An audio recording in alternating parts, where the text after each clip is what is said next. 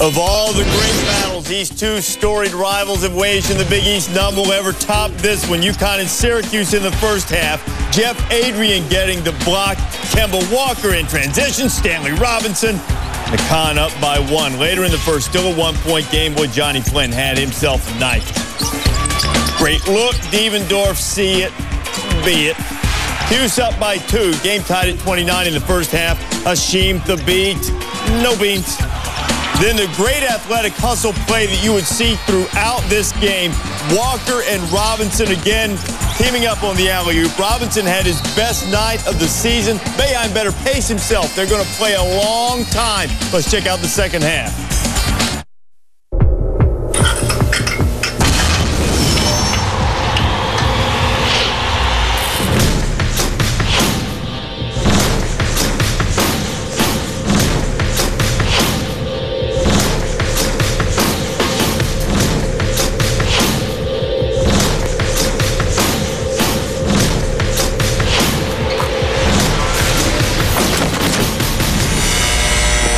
And welcome back to New York City. Championship Week presented by Dick's Sporting Goods and ESPN's coverage of the 2009 Big East Championship. Final quarter, final game of the day. Connecticut with a 3-point lead over Syracuse as the second half is about to begin here at the world's most famous arena. Let's go inside the play. The key tonight for Syracuse, how to attack the beat. Well, the game plan was to go right at him, to move him around with ball screens, but to go right into his chest and go through him. And that is exactly what Arinze Onuaku did, but he did it so slowly it allowed some weak side shot blockers to come over and block his shot. Rick Jackson got a score. Onuaku on another occasion got deep position and got a score. But other than that, the beat has not fouled, and he has not allowed a lot of easy shots inside. You can see the O's are good, X's are bad. Syracuse only shooting 41% in that first half. How about 0 blocks and still intimidating? Yeah, but a lot of changes. Yeah, that's exactly changes right. in hurry.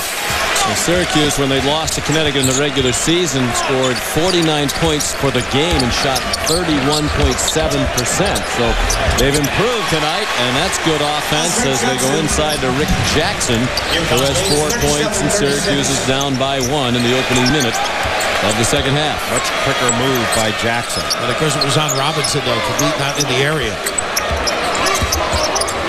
A.J. Price, Kemba Walker found a seam, found the bucket. Pretty. Good plays with confidence. His first bucket, freshman from the Bronx out of Rice High School, where he was an All-American last year, McDonald's All-American. Price ahead of the pack. Oh, no, why would you foul? However, Adrian set it up with just a paw in there for deflection. Just let him go, but it's all about the defense sets this up, and little bump at the end there. Maybe got caught under. Oh, nice job by Adrian Price to shield the ball with his body and pick up that contact and finish the play. That's a veteran guard. Price with 13 points to lead all scorers. Stanley Robinson had 11 in the first half. And foul on Harris was his second, so it's Syracuse now down by 6, their largest deficit of the night. Flynn fast to the bucket, and he got fouled. Both Stanley Robinson and Jeff Adrian were there, and they're going to give it to Robinson, his second. Here's a look at the first half stats brought to you by Guinness. Connecticut shot over 50% and had the rebounding edge. That's the one concern they had, Jimmy Boeheim and his guys. You were right about his strength, Sean. You said in the first half, this kid, he'll take on all comers. Jimmy's got a point guard to run the show, let me tell you. Built like a running back and really explosive and strong. Johnny Flynn. Spent part of the summer in Akron, Ohio at the LeBron James camp. He really benefited from playing, why wouldn't you, against guys like LeBron and Chris Paul, who was also there. Everybody raves about those, Jay. Have you been to any of those? I know you did. I worked them. I worked actually. Fran Fraschilla and I both worked it. We worked with Johnny Flynn. And he, one great kid. And I think he and Jack McClinton were the 2 best guards there, along with Kalen Lucas from Michigan State. What did you teach him as a point guard? Humility. How to feed the post. Devendorf. Pass it, rattle out. Get it to the big guy. And a foul on the rebounding action against the Huskies. Humility. We would expect nothing less from the two-time Ivy League Player of the Year. And your resume is growing by the moment. Pretty. Devendorf off to Arinze Onawaku. Keep the big guy moving. Connecticut leads 42-40. 4 unanswered for Syracuse to make it a 2-point lead for Connecticut. Adrian making good decisions. Robinson a long 2. He's struggled from the outside this season. He's 1 out of 16 from 3-point range. Yeah, he's a medium guy at best, I think. Were you eligible the first 2 years? You're not going to lie to be the first 2?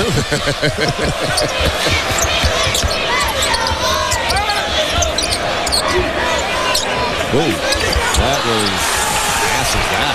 Well, Flynn thought that Onawaku was going to elevate for it, but he wasn't ready to do that. Onawaku's playing on bad knees. Price. Robinson was ready to elevate. Well, that's just confidence in the cutter and talent by the point guard. 13 for Stanley. His season high is 19 in their win at Marquette. He had 10 rebounds in that game, his best performance of the year. Jackson, last touch by UConn. Jackson thought he was fouled.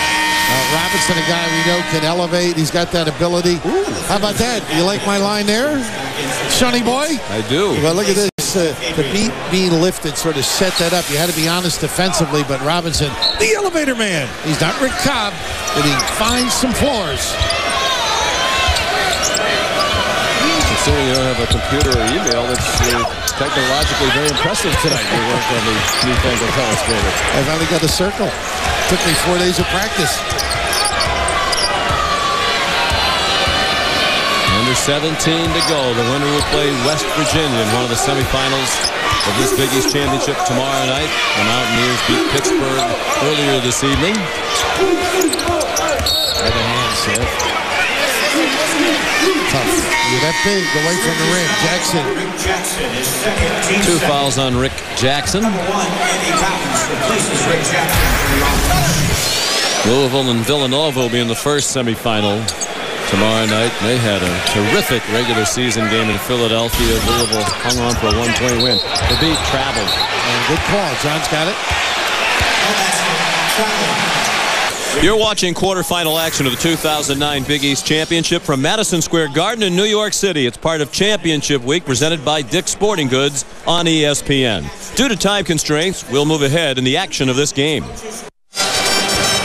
Reese, thank you. Here at Madison Square Garden, Jim Boeheim and the Syracuse Orange trailing by 4. Under 16 minutes to go. You're familiar with Connecticut in this championship meeting, and Syracuse has won 4 of the last 5. They played in 3 of the last 4 years here in the Big East Championship. Andy Routen's 3 popped out. The beat's not even within 5 feet of the screener. And they're not really using the screen. They're trying to force them away from it. But doesn't it seem like Connecticut's up by more than 4? No, because it's 44-40. But if you didn't look at the scoreboard, you'd feel, based upon the play, that they're up by more than 4. I would agree with that, yes.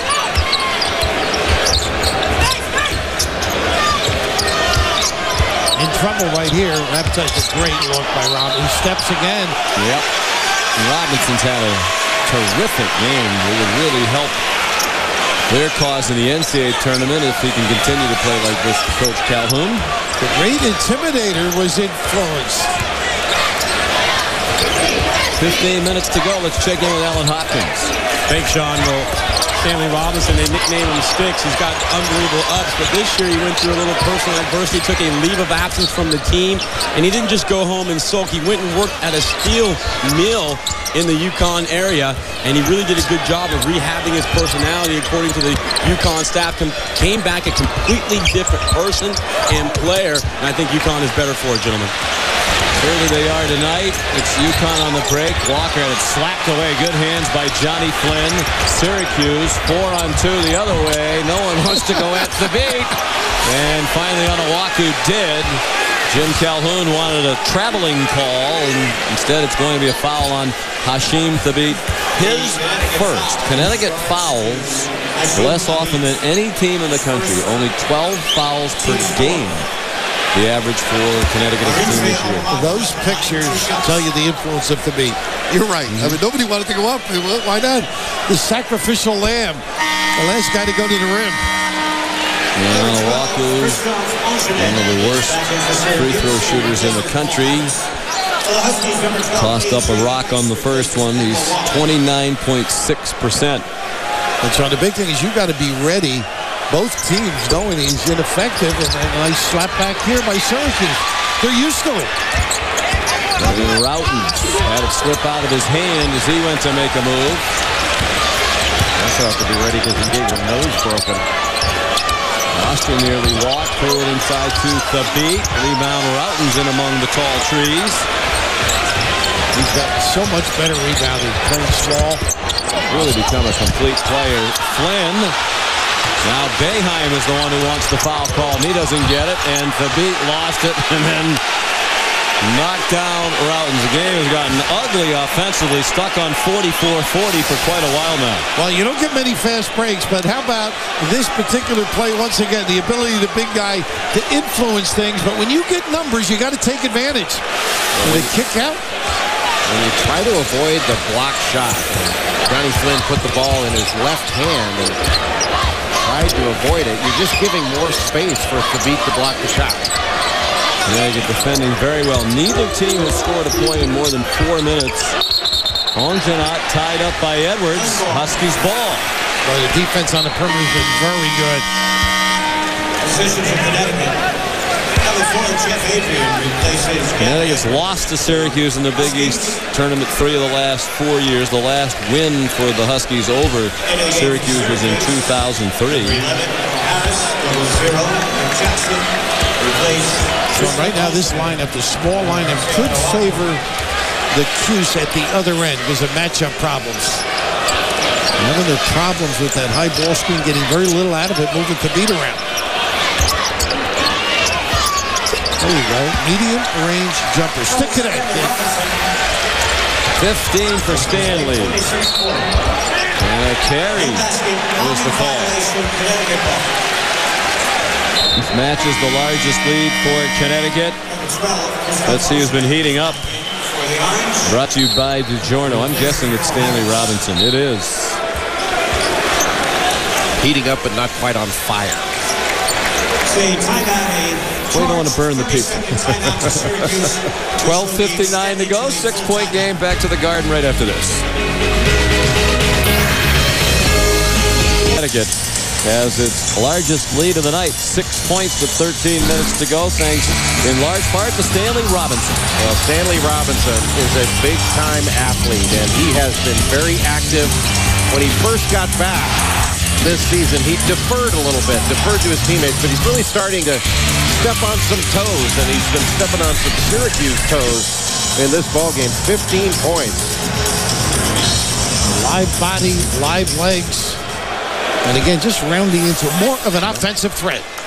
Even without him at his best this season, Connecticut won 15 games in Big East, playing 15-3. It's their 6th league season of 15 wins or more. No other team has won 15 games in a Big East season more than once. And Connecticut's done it 6 times. Unbelievable job. Look at Connecticut. Jim Calhoun just got a legend.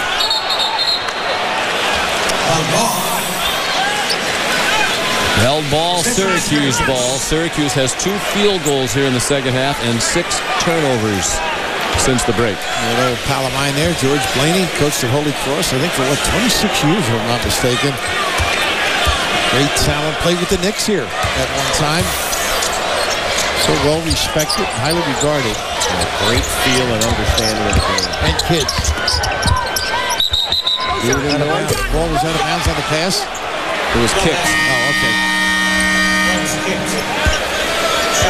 One thing that I think UConn has to do is do a better job of feeding the post. They've got such good big guys. I think they can get the ball inside more often and more effectively if they did a better job of feeding the post. Just a high dribble. That was the gesture by John Cal. And finally, Syracuse has a bucket. 10 points for Flynn. I think they've got to do some things with bumps on the box. They're not getting much on the high ball screen. Do things around the rim that will not have to be the factor there. Syracuse went 6 minutes, 10 seconds between points. Routens the steal off the Flynn. Bounced to the bucket and missed it. Ongenot off to Jackson. And it is pinned by Thabit, who now holds the ball. And the officials in quickly. Doesn't look like tempers are going to flare. I love the hustle by Thabit, though. He sprinted to get involved. The big fella, looming large. And if they're going to do anything this year, Sean, he's got to be a monster factor. Take him down in a big town. Indeed they do. Here are the brackets from the ACC. North Carolina getting ready to play Virginia Tech, Florida State, and Georgia Tech at 2 Eastern time tomorrow on ESPN2. Then Wake and Maryland, followed by Duke, and perhaps Boston College if it stays that way. And Price a factor now. You know he's got some foul situation. They really get out on him. Adrian powering into the bucket and fouled by Rick Jackson. That was third. That was a good post feed. Well, you know, when you're a guy like Price, you've got the ample opportunity because they guard him so far out. It was a great entry. Works on his pass, hit it right in the chest with it. When you're passing into the post, you not only want to throw it to the post guy, but you want to pass away from the defense. Among those in the crowd here tonight, Jerry McNamara and his wife Katie. Jerry, of course, the MVP in 2006 when Syracuse became the first to win 4 in 4 days, including an upset of #1 Connecticut. And Jerry McNamara had the late game heroics against Cincinnati and UConn. You two have a similarity. He walks into a room and gets a standing O at Syracuse. You walk out, you get one. Rievendorf, he really did a good job there of attacking Thabit. He did.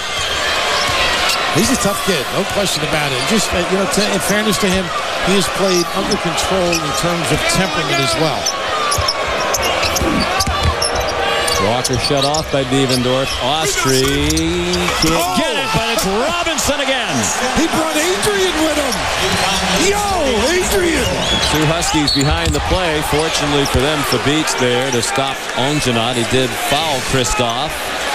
He liked that. He's got a little smile. Jay, check this out with Adrian now. He thinks he's getting pushed by a Syracuse player. He starts begging for a call here. This is where you say on the scouting report, guys, you got to block him out. Adrian thought he got a bad whistle or no whistle. Ongenot has one playing off. There's another of the Syracuse free throw shooters who was below average at 59%. One of only a half dozen Belgians playing college basketball. Ongenot. Have we found out from Do your own homework from now on, Jay, will you? I was working today trying to come up with some. Did you find the other I made Belgians? some phone calls. I didn't get a call back. You got a couple of fins. Give him a fin. Here's A.J. Price with Austri, Thabit, Robinson, and Gavin Edwards now for Coach Jim Calhoun. Robinson screen and slide. Austri's going to keep trying with not a confident-looking release right now from Austri. Might have a bad shooting slump. Flynn to the bucket. He was fouled on the way. You gotta love his attitude though. Thabit never got down. He knew he could take advantage. Something this guy enjoys seeing. Anytime you don't have the big fella in there, he can do some damage. And this game is still right there for the taking for Syracuse.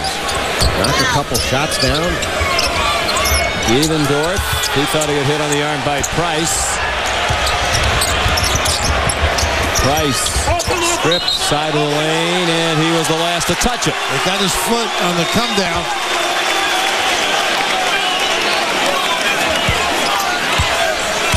You don't have to settle, OJ. Diebendorf's jumper, I think they can get some good looks. Better ones for him where he can step into it without that challenge. And here's the rubs. I think they're more effective with the beat. The late ball screen. And he's not even involved in this. Diebendorf swatted by Thabit. He is now. 4 blocks for Thabit. 3 of them here in the second half. You can bring it all. You might as well bring the lunch pail, too. And Jackson just bumped Thabit out of the way. And Jay, you've been saying it's right. It feels like Syracuse should be behind by a greater margin than they are. And a foul in the middle of the lane. Jackson got called for bumping up against Thabit. Here's Jackson going right into the chest of Thabit to cut down the space that a shot blocker needs. Got him right underneath the basket and essentially went right through his chin. Got him off his feet. Easy basket. And it's seldom he leaves his feet. He doesn't have to. He usually waits for the shooter to go up before he leaves the floor. And that's what the great shot blockers do. 4 fouls on Jackson now, so he's on the bench. It's the 15th foul against Syracuse. Connecticut's been called for 6. Turn and look. Stanley Robinson. It is his night. And within the framework of his ability, too. Not the deep thrust, the 1 for 16. They have to have contributions from Robinson, maybe not to this level every night, obviously, but they've got to get off their game. They just can't keep up with that kid. It's the beat. Tardy. Glenn went right at the beat and scored. It's a 2-point game. Connecticut's defended beautifully here in the second half. They led by 3 at the break. UConn 23-0 this year when leading at the half. Thabit, a good catch. And I believe he was shoved on the catch by Ongenat. A smart play, too. He was in a disarming position. But look at this now. I can't believe how quick this kid is. And you talk about big guys searching the body. He went right for the numbers of 34. Well, Thabit's got to get up there and help out a little better on that ball screen. Nice defense. Great effort by Walker. Diebendorf ran it down. 2 to tie and 3 for the lead for Syracuse now with under 9 minutes to go.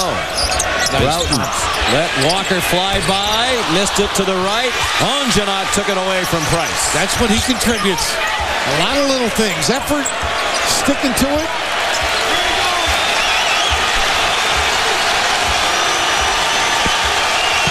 Here comes the ball screen again. Diebendorf handed it off. And then Ongenat gave it to Routens. Ongenat to the bucket! And it fell off as he was bidding to tie it, perhaps get a free throw that would have put Syracuse ahead. Stretching those legs. How about this catch right off his shin? He's still able to pick it up. That was impressive by Ongenat. And undeterred, too, getting to the rim. And just a great defensive play at the beginning of that little sequence. 2 shots for Ongenat. Syracuse now 8 out of 13 from the line. You know you were bad last night when 8 out of 13 is a major improvement. 6 for 20 against Seton Hall last night. Well, he looks like better than a 60% shooter, doesn't he? With those two, anyhow. Tie game, 51 apiece, 8:20 to go, and many of the people in the Garden on their feet. Syracuse already has more points than the last time these two teams played. Ongenat almost had a steal. The Orange had 49 points in the regular season game. Held ball, Syracuse ball. Pretty good defensive position. You get there and you stick the hands in. How about this house? I didn't realize how many Syracuse followers in the building. They have a big group here. They have so many alums in this area. Syracuse, a private university, about 12,000 students in central New York. Affectionately referred to as what? The Harvard of Central New York. What I thought you said.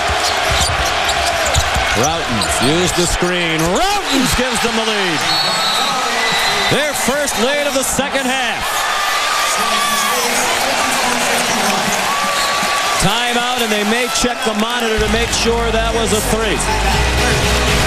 Tom McDonough, Jay Billis, Bill Raftery, Alan Hopkins on the sidelines. Delighted to have you with us. This one is starting to develop into a typical Syracuse-Connecticut classic. The officials are reviewing the last bucket by Routens to make sure it was a 3, and it appears that it was. The slapback gets it set. Hey, Jay, I'm so impressed how he controlled his body weight to not go sideways, which would throw the shot off. Well, great shooters know how to set their feet, but I was impressed with the initial ball screen, then the throwback off the penetration. Anawaku setting another screen for Routens, and Thabit was nowhere to be found. I mean, he was playing essentially a pick and roll. There was no roll, essentially a rescreen, and that's what got Routens open. I think Thabit's got to stay up there and give more help, even though it takes him away from the basket. The officials are still looking at the monitor. Isn't this, to you, pretty clearly a 3? I think they're finally conceding. Yep. You know what I think they may be doing? Getting more looks, Sean? You know what I mean? Just to be... And now they have officially deemed it a 3-point goal for Routens. And the crowd is getting engaged in the proceedings now. Price to Robinson with Austri. Thabit and Adrian for Connecticut. Here's Austri. What a time to get out of a slump. Tell you what, that kid over his career has stepped up terrific. I know he struggled tonight, but the confidence to take it, always ready. And getting the ball to the middle and then kicking it out. That freezes or collapses that zone. They've been able to get into cracks with the ball and find people. Devendorf, he answers with a 3. Responding to the first basket of the night for Austri. Devendorf has 15 points. The Cuse by 3, nearing 7 minutes to go. Adrian flash, look low. Adrian from the elbow, and the offenses are heating up. Syracuse looked like they wanted the quick counter. Now Devendorf will wait for Flynn. Both teams passing the ball. They're giving the defense a chance to make a mistake. You get the ball into the middle of that zone, there's nothing but good things available. Teams look to be catching their breath for a moment. Everybody was standing still. Then Flynn got them in motion, fouled, and a chance for 3. What a job freezing the defense with the pull-up. The body control, the strength. The ability to have that little soft, deft touch in the lane. Foul on Austri, his second. The team's 8th. How about this, Jay, huh? Take it on the big guy. And how about this? Just a little pump to bite.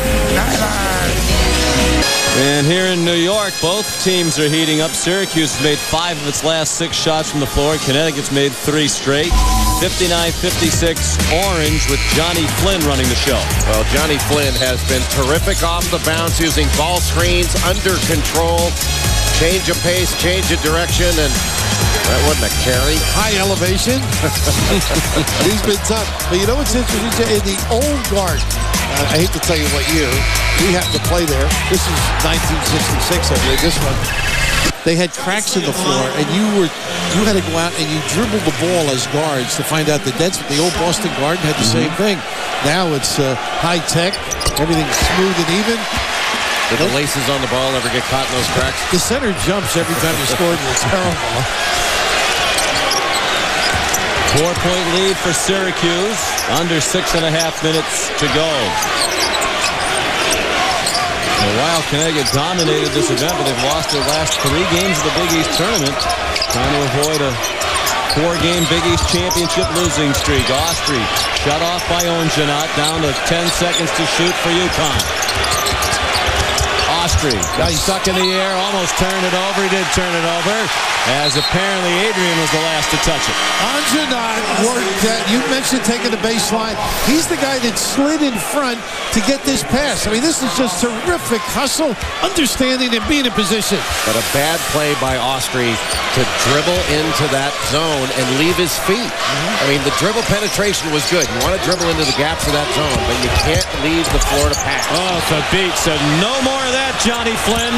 Back come the Huskies. Robinson fouled by Ongenat. Once again, a hustle play by Ongenat. But you're right, Sean, at the other end, Thabit having no more of the point guard dominated him. Starts a fast break, keeps it in play. So he went up to help on that ball screen and recovered nicely. Moved his feet, still able to make a play. I still think he needs to keep up there on that ball screen and defend. Robinson matched the 19 he had at Marquette with 19 tonight. That one spins off. He's 58% from the line. It's the 7th team foul against Syracuse. Both teams are in the bonus. Ongenot's been called for 3 fouls now. Ongenot hits the deck. Adrian knocked him down. That'll make it a 1-1 at the other end. Adrian, a physical kind of a player. Thought he just had enough. Did you ever have that happen to you where you just had enough? Sometimes guys banging you around. Yeah, about 5 minutes ago. I mean, on the floor. You know, playing against this zone for a big guy can get frustrating. You don't get the ball when you're used to getting it, always in a crowd. You have to show a lot of patience against his own defense and really move the ball and attack. 1-1 for Ongenot. Syracuse doesn't have anybody in the lane there. And a 60% free throw shooter, too. That's interesting. Maybe they're afraid. In some cases, they don't want to hurt their fingers. That's what I'm saying. You won't name names, right?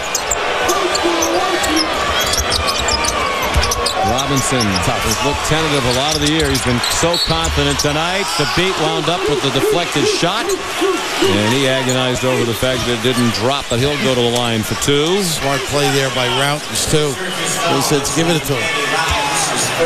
3 fouls on Routens.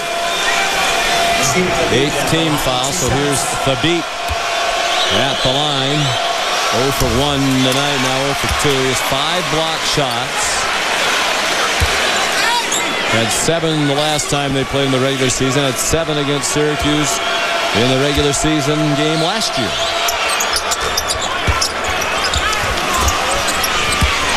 The margin 3.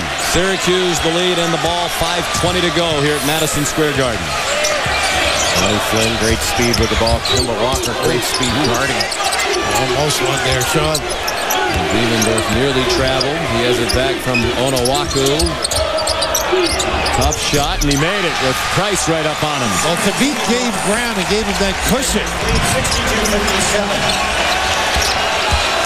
Walker driving on Flynn, stripped by Flynn. Ongenot to Devendorf. Don't need it, don't need it. It's 1-on-3. Devendorf powers to the bucket and missed the layup. Got to use your head. Price pulled up at the NBA line, off balance 3. Edwards the rebound. Edwards called for the foul as he went swinging around and knocked down a couple orange. What a shame, because he made some rebounding effort. 3 fouls on Gavin Edwards. That's the 10th Connecticut foul of the half. A double bonus the rest of the way when it's not offensive. What a big-time snatch. You can see that loose arm just to extricate himself. Ooh. And Leo never took a shot like that because he wasn't under the glass that often. But Andy showing some toughness. Well, some great boxing matches in this building throughout the history. Down goes Routens, but he's up off the canvas and ready to go.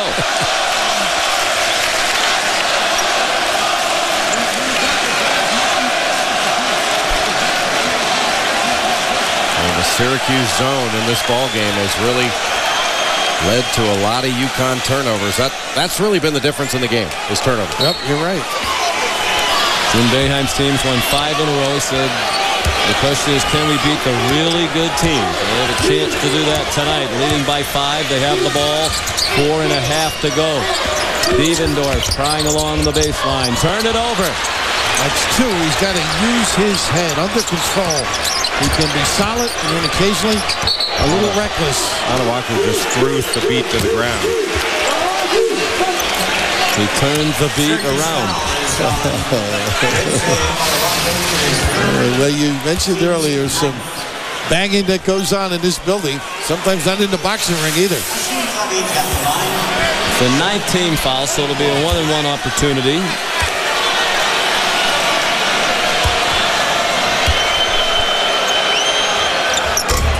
He missed the front end of the last 1-and-1.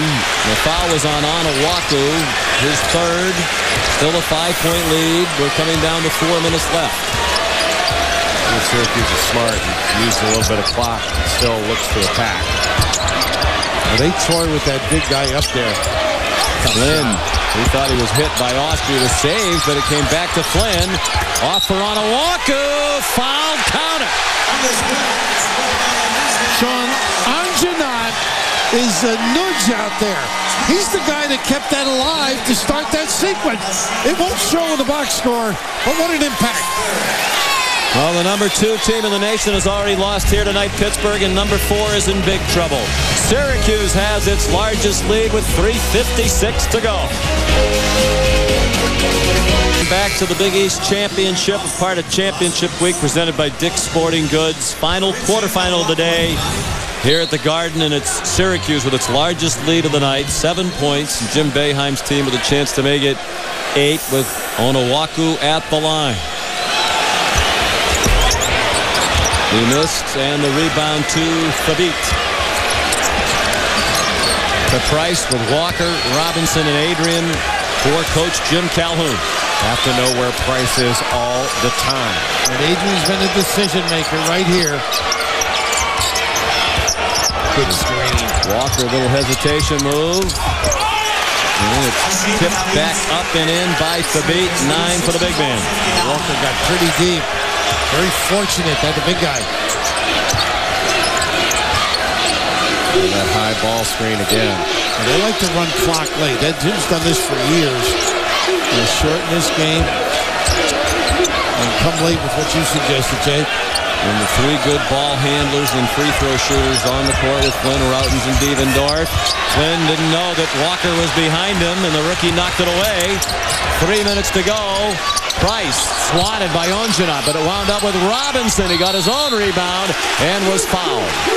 Boy, pretty good effort with the push of the basketball. And Robinson, once again, provide the lift for this team. He's been terrific. 4 fouls for Onuaku. Robinson, not a great free throw shooter. For a team that has been struggling badly from the free throw line in this game. Well, they've been worse than Syracuse tonight from the line. He's at 57. And 2 shots the rest of the way for both sides, both teams in the double bonus. Do you like the strategy of taking the air out of the ball a little bit with more than 3 minutes to go? Not yet. To me, it's very touchy. You have momentum, it seemed. You're playing well because you got it in the right guy's hands, Flynn, and they did run the ball screen. Great rebound. I can see using some clock. With the beat. Went over Ongenot without fouling, and then Ongenot fouled Thabit. And that's 4 on Kristoff. The beat came from the other side of the lane, and Adrian they just X'd. And a nice little play. Good call, Jay. Adrian just basically cleared the space for him. And you know, the interesting thing, being ready, knowing your guy can't make free throws. Or he's not good at making it. Thabit made the first, 63% for the year. 2 out of 5 tonight. 3 out of 6 tonight. Connecticut from 7 down to within 2 as they've scored 5 in a row, and a long way to go at the Garden. 2:50 remaining. And no holding on to the ball now. They're running a set. Routens with the taller Robinson on it. Very active, Andy. Routens the miss, the beat, the rebound. 2 to tie, 3 for a Connecticut lead. Price splits the defense. Underneath for Adrian. He lost the handle. It'll stay with the Huskies. Well, Price is confident in traffic, isn't he? A little squeeze of that, it would have been a deuce. Andy Routens goes out, and Paul Harris has spent a lot of time on the bench. He is back in. Got to watch the backside of this here. Good job by Onuaku. Price might have been tipped. Robinson there again. The game tied for the 11th time tonight. The advantage on the miss. Timeout for Coach Boeheim, but the advantage on the miss. Up the rim is the offensive team, and Robinson as alert as any Husky during the course of this game. 7-0 run for Connecticut. Anytime there's an air ball, it's the offense that always seems to get it, but Stanley Robinson has really had the game of his season. Played extremely well in transition, incredibly athletic. Nobody blocks him out. He makes them pay. And with the air ball, the offense has the luxury of watching the flight of the ball. Pretty good one against these two guys that have banged heads for years. And right now, the Flame finally on fire. Bursting forth. He was heating up before. Now he's on fire. And Connecticut could very well win this game 4-2 since Dyson is hurt. There are many times tonight I find myself watching this game thinking, boy, they really miss Jerome Dyson and the many things he brings to them. Jay mentioned the fire and the toughness, the assertiveness, and plus Walker being a little inexperienced, we give him time to massage his way back into the lineup, now starting as he did tonight. Syracuse had a 7-point lead, was shooting a free throw to make it 8. 7 straight points for UConn. Devendorf, his pass deflected. Devendorf is one of those guys who keeps both teams in the game. Well, but that you got to give a ton of credit to Kemba Walker there. He and Price would not allow the ball to go to Johnny Flynn. And Walker was face guarding, and that's what led to that near turnover. They made Devendorf handle the ball. Now they got the foul here on Walker trying to, wow. He was Walker on a Walker Ranger there as he wrestled on a Walker to the ground for a second foul. Well, the sad part for Syracuse is who's going to the free throw line, you know? Yeah. Arinze on a Walker. Children at home, cover your eyes. 0 for 3 from the line tonight. This is a 2-shot opportunity. What a time to make the first one. Good for him. No matter what religion, I would use all the signs on the free throw line if I struggled like that.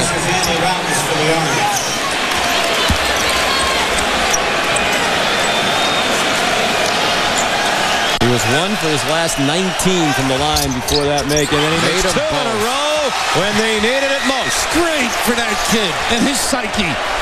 How about that? He just needs more pressure. I think that's what he is. Wants it to be excruciating pressure, and then he bears down. Under 2 minutes to go.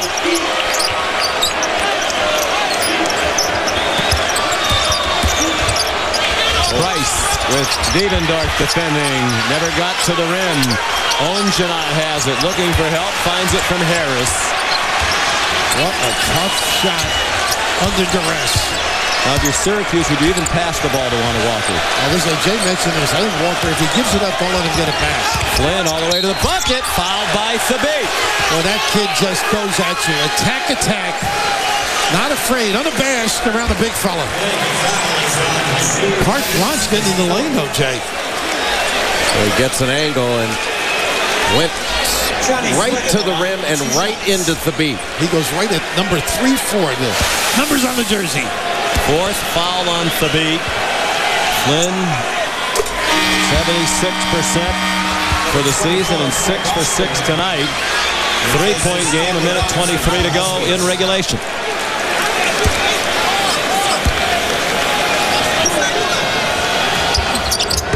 4-point game.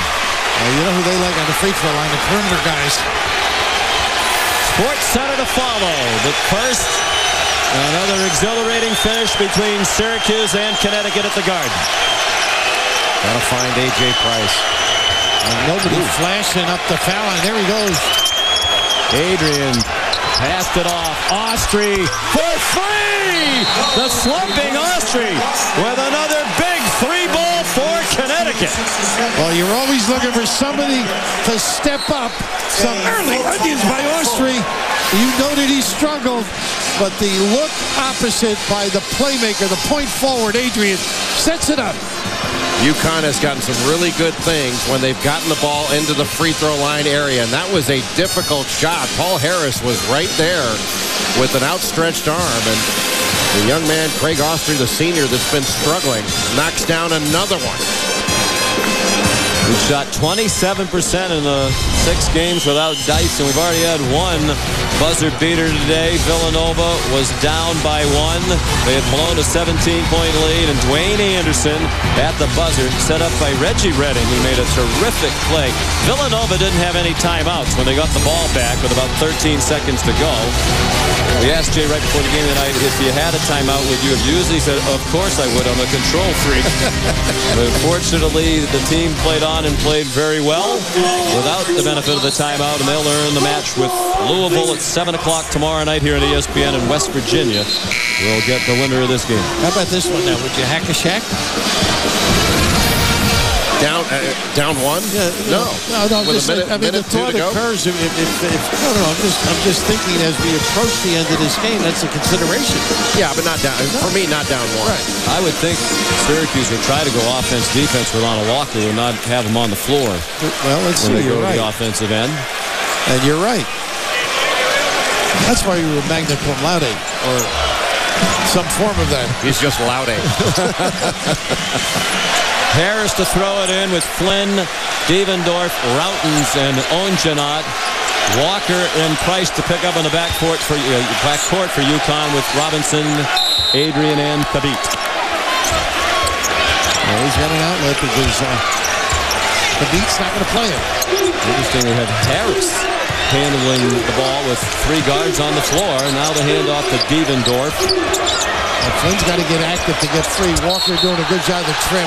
And why wouldn't you have Flynn handling the ball? Well, Walker made him go to the baseline, just like Jay said before. He face guarded him. I think they were going to try and get him on a down screen to come back out. Price with his 4th foul. Calhoun really trying to control himself on the sideline there. Even if Devendorf is their best free throw shooter, 80.2%, hasn't been to the line tonight. Even if he makes them both. Still a lot of time left in this game. UConn would not need a 3. Here comes Onawaku in for defense. Calhoun didn't like that call on Price.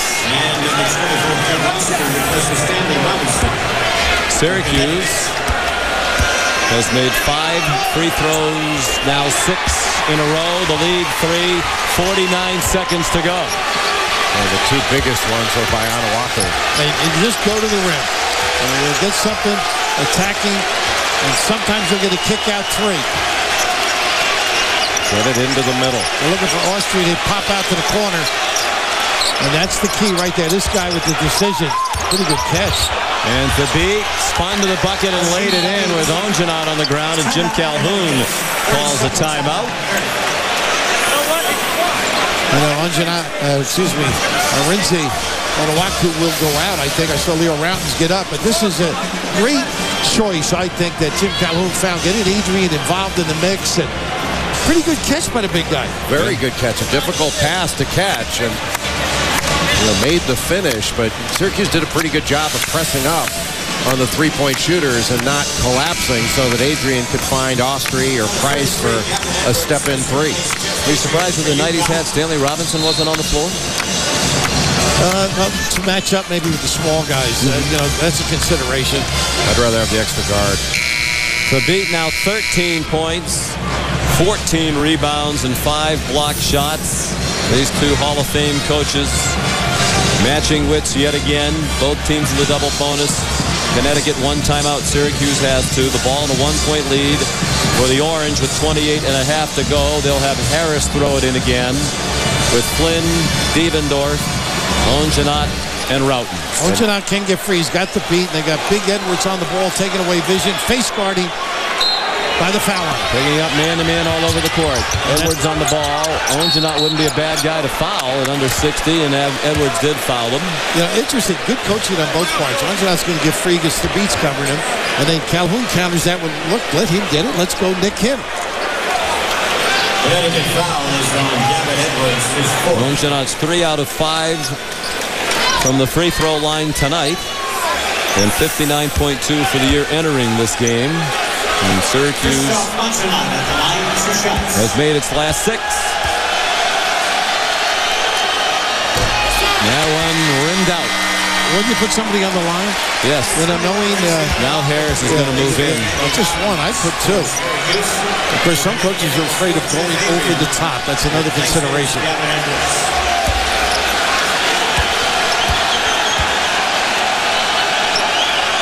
Ongenot, 1 out of 2. The lead is 2. 27.3 to go. Walker will bring it up with Price, Adrian, Thabit, and Austria. It's all been going through Adrian at the foul line.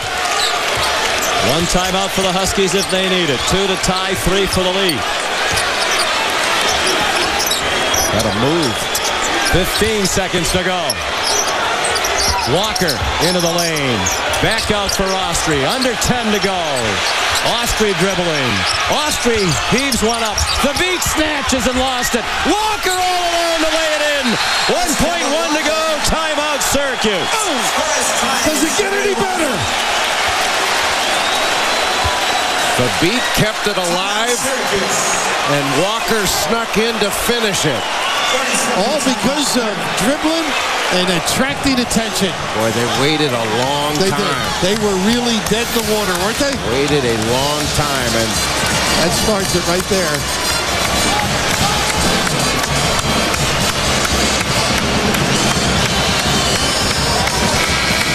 What a terrific rebound and the strength, and Kemba Walker just sneaks right in there and has the presence not only to grab the ball, but to go up with it quickly to finish that play.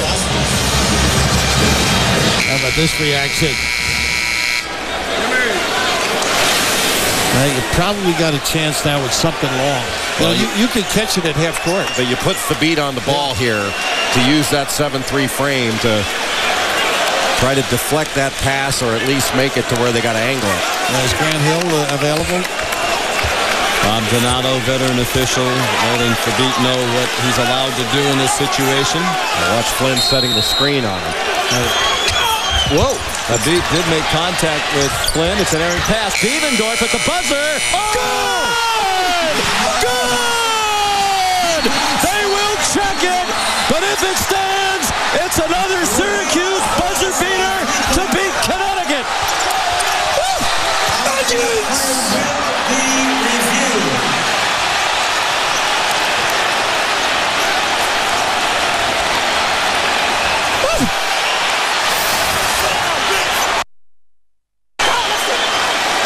How about this, guys?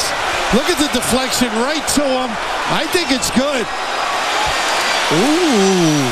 Well, there's separation there, but it's also on all zeros. Wow. How much closer can you get? Let's look up here. Boy, I don't know. It is simultaneous. It seems. Now, if they cannot ascertain, they have to have signaled whether. It's hard to. Ooh.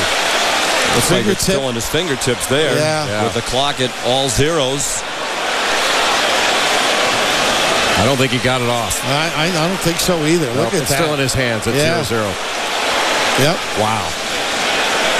What an amazing that's finish. On his fingertips. Oh, my goodness. How about that? Boy, and would you have bet live it was just barely good? Yep, I would agree, Sean. You wonder if the horn wasn't quite in sync with the clock going to 0 because it sounded like the buzzer came after the release. It goes clock, light, horn. Right, I know that, but I'm saying... But I was just saying... We were judging by the horn live because that's what we heard. But just on the replay, it goes clock, light, horn, and clearly the clock is at 000 and it's still touching his fingertips. And Sean, it's very important. The referee did signal 3. Remember our Texas game at Providence? That became the rule. You must make a signal in case you cannot determine by viewing the monitor whether it's good or not. And they did have the arms up in one of our shots. If it was a 3 or a 2, it was still going to be a win if it counted for Syracuse, but I just don't see how this could be any good. It's at .1 now, still in his hand.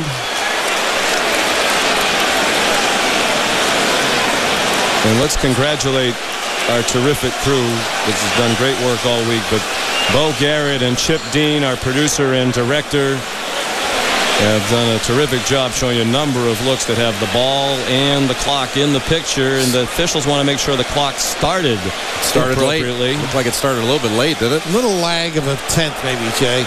But this is the key. Boy, what a tough situation. Oh, what a monster decision.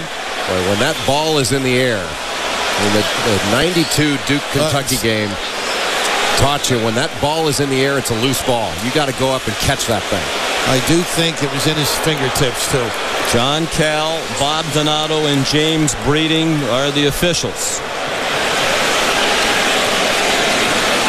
Great framework. I mean, I think that's... They're about to make a decision. Yeah. And I think they're going to wave it off. They did. And the right call. to prepare yourself now for overtime. And mentally is what you're talking about. It's going to be a tough one for Devendorf and for Syracuse, but they've got to move on next play right now. And, you know, the officials handled it beautifully. The signal was there. We saw that just in case they could not have a conclusive decision. And I'll tell you what, our crew handled it spectacularly to get those pictures. Amazing job. So we head to overtime. The final verdict rendered by John Kell. And it looked like they got it right. Well, the action pulsating at the end of regulation. The Garden still abuzz with the developments. The three-pointer that would have won it for Eric Devendorf at the buzzer waved off. The officials came over and told us that they did deem, and it seemed to be the case, the ball was just on his fingertips as the clock hit all zeros. So we head to overtime. And Thabit controls the tip. Both teams undefeated in overtime this year. Syracuse 3-0. And Connecticut's 1-0. They had that memorable overtime victory against Gonzaga.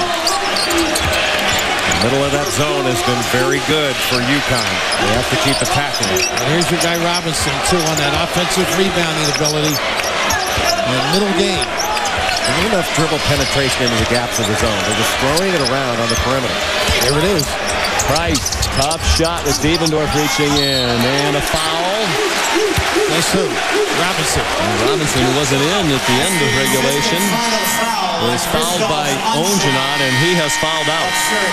And that is a big story as we enter overtime because there is foul difficulty aplenty on both sides. Ongenaut gone. Onawaku has 4 fouls. Jackson with 4 for Syracuse. Price and Thabit 4 apiece for Connecticut. Ongenaut, the meat and potato guys.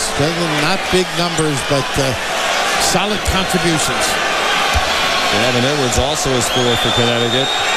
So here's Robinson. And the first points of overtime for Calhoun's Huskies. Season high 23 for Robinson. His career best is 32.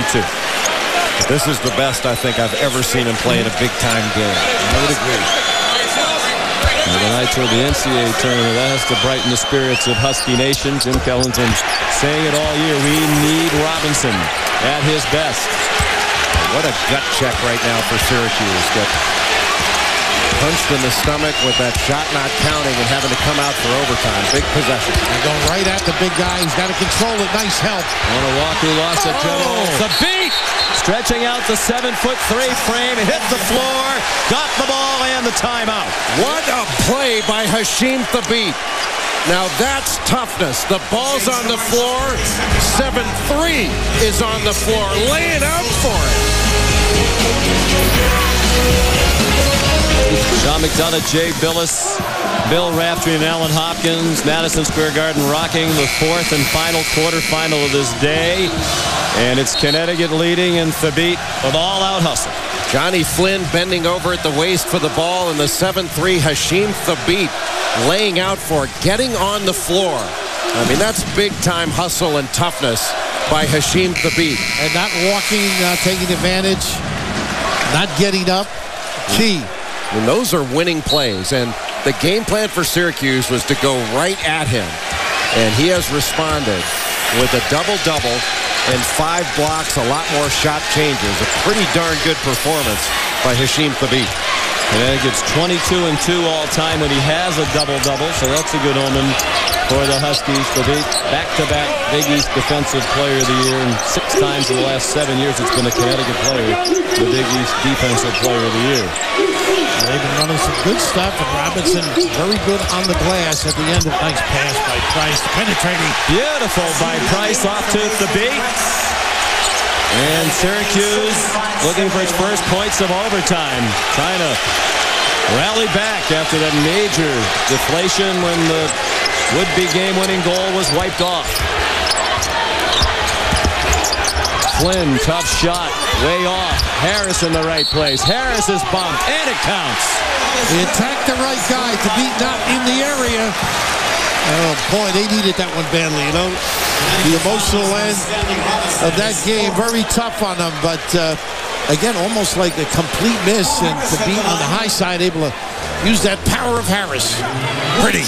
Terrific screen by Jeff Adrian and great penetration by A.J. Price. And Robinson has 4 fouls now, so a lot of the combatants in the game run away from extinction. Harris makes the free throw. Syracuse now 18 out of 26 from the line tonight. A good night from the line for the Orange, nearly 70%.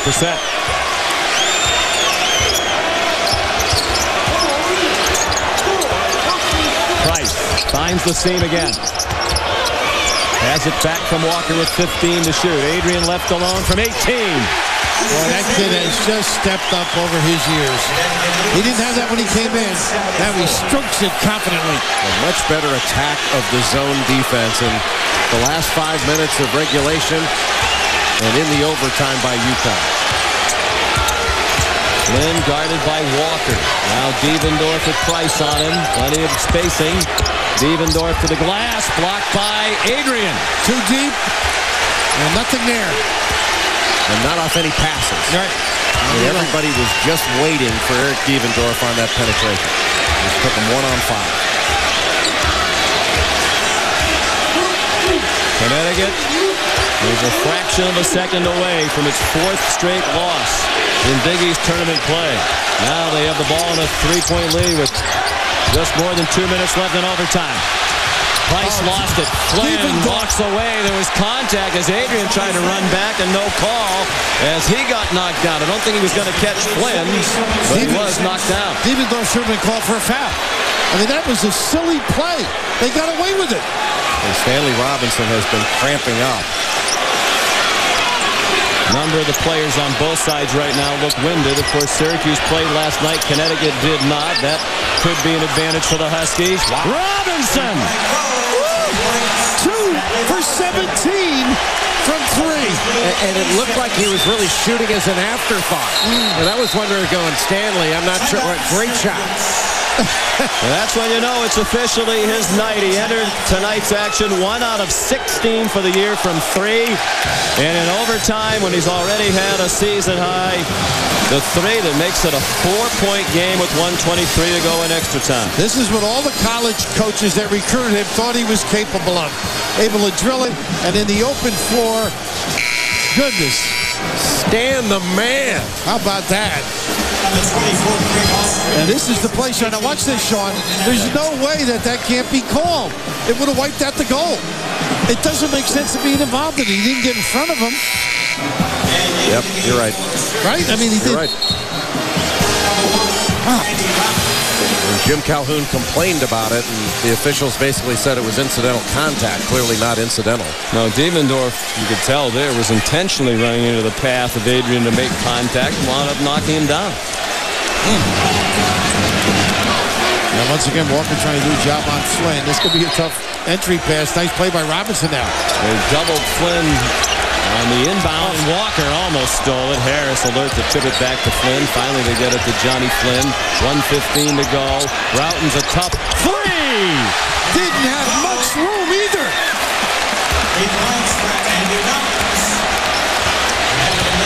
12 for Routen. Timeout, Connecticut. 1:04 left in overtime.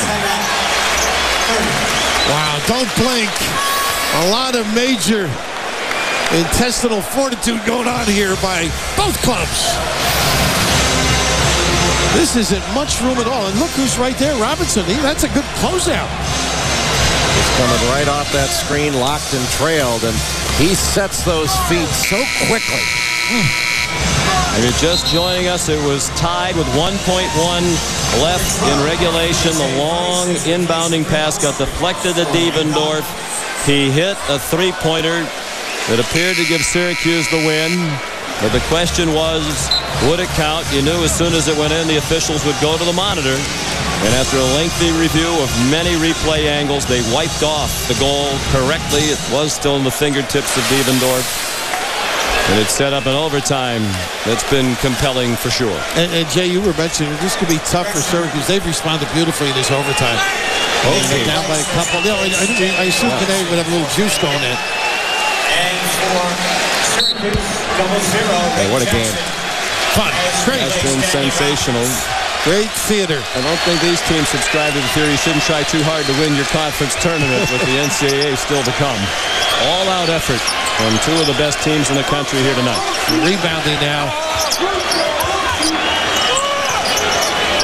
Down to 10 to shoot. Khabib hiding behind that zone. And they got to do something quickly. At the end of the clock, they get it to Price. He just hoisted one up, and Khabib couldn't rescue it. So now Syracuse could take it all the way down, just about to the final buzzer if they were so inclined, with a 1-point deficit and 36.4 to go. Routen's back in. I think you got to go right away, right? You take the first good one. You got to be patient, but you certainly want to leave yourself enough time that if you don't make it, you can extend the game a little bit. Right, offensive rebound or quick time they had Routens could have got it in. Harris called timeout. Sports Center's next.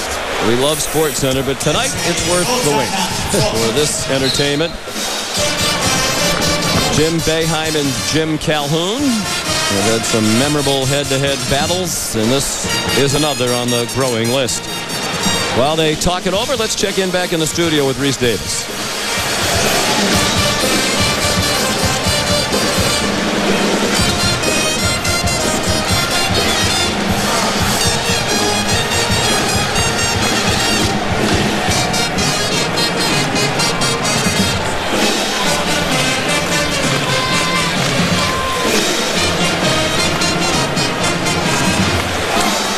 Reese, thank you for the great job as always, keeping us updated. Such a busy and important day and an important game here. You wonder if Connecticut was just a fingertip away from not being a #1 seed in the NCAA tournament.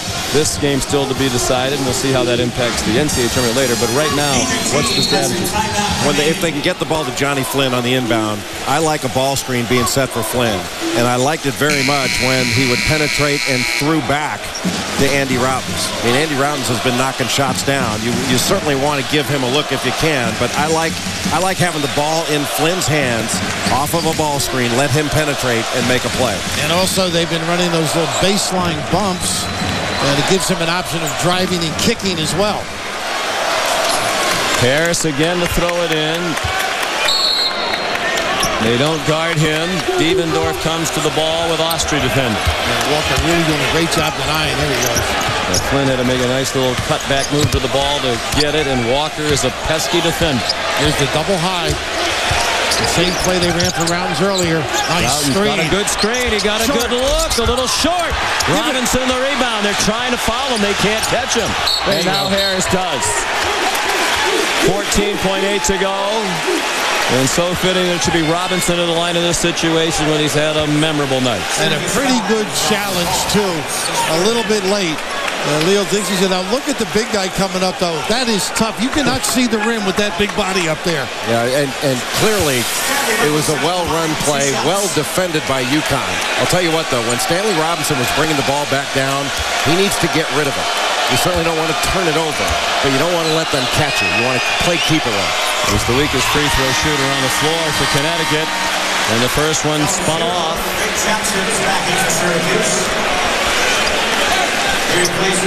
No timeouts for either team. So on a make or a miss, the players are on their own without the benefit of any more help in a timeout from these Hall of Fame coaches. This will decide what they tried to do at the other end. Kemba Walker cannot allow Johnny Flynn to get the ball. They made 1 out of 2, a 2-point game. 2 to tie, 3 for the lead, or perhaps the win for Syracuse. No timeouts left. Reminiscent of Marquette Villanova early today. Flynn heads for the bucket. Flynn with the beat on him. Off to Jackson. Still time for UConn. No timeouts. 4.7 to go. Got to come up and play him. Now Syracuse lets them inbound the ball to Walker. With 2, Walker contested and will head for double overtime. Doesn't get any better. Kemba Walker needed to get that all the way to the rim. He settled for a jump shot. He needed to get that to the rim. They pinched him pretty good. Somebody should have gotten available for him, I think. Wild. Flynn with his penetration. You couldn't let him catch it to start. But he just attacks off the dribble, draws all defenders, and a nice little dump down. They just cleared everybody. And right here, Jay, they do a nice job of pinching him. See here, nobody made themselves available in any spot for him. But don't you think he's got to go full speed and get to the rim? And maybe circle them quickly, yeah. He just was slow dribble up and allowed himself to get corralled. So we'll head for a second overtime after this. Sean McDonough, Jay Billis, Bill Raftery. It is championship week and an instant classic in this Big East quarterfinal. Syracuse and Connecticut with so many twists and turns, reminiscent of so many of the battles between these teams over the years. This is the 5th multiple overtime game in Big East championship history. The last one a semifinal in 2007 between West Virginia and Louisville, won by the Mountaineers. And of course, the most memorable multiple overtime game, the 3 overtime championship final. Syracuse beat Villanova in 1981 when Leo Rowden's, Andy's dad, had the tip-in and was the MVP. A harbinger of something to come. Syracuse controlled the tip. That's an upset with the beat on the floor. Flynn right around the Onawaku pick. Whiffed a little bit on the pass, but it made it to Onawaku. Flynn sets up for a jumper. Long rebound. They're so tired. Onawaku got there first. Look at this. Flynn, tough shot. Onawaku got there but couldn't corral it. The push by Walker. Devendorf got back. Price. Walker. Robinson in the lane a long time. Walker hits the jumper. And a tough shot he passed up on a smart play. Tough angle. Righted himself, squared up. A rookie at that. And we're seeing really the first signs of fatigue. Pretty. Jackson foul. What a weak foul by Jeff Adrian. Very unlike him.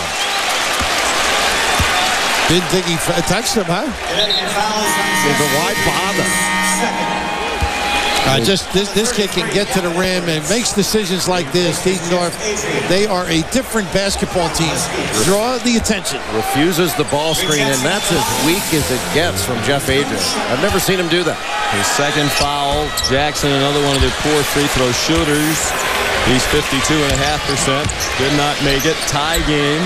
1 minute gone by in the second overtime. Foul trouble on each side. Not the same decision maker here in Edwards. The beat surrounded. Harris blocked it. Harris pushed him. He's saying he stepped out of bounds, I guess. Apparently so in the corner.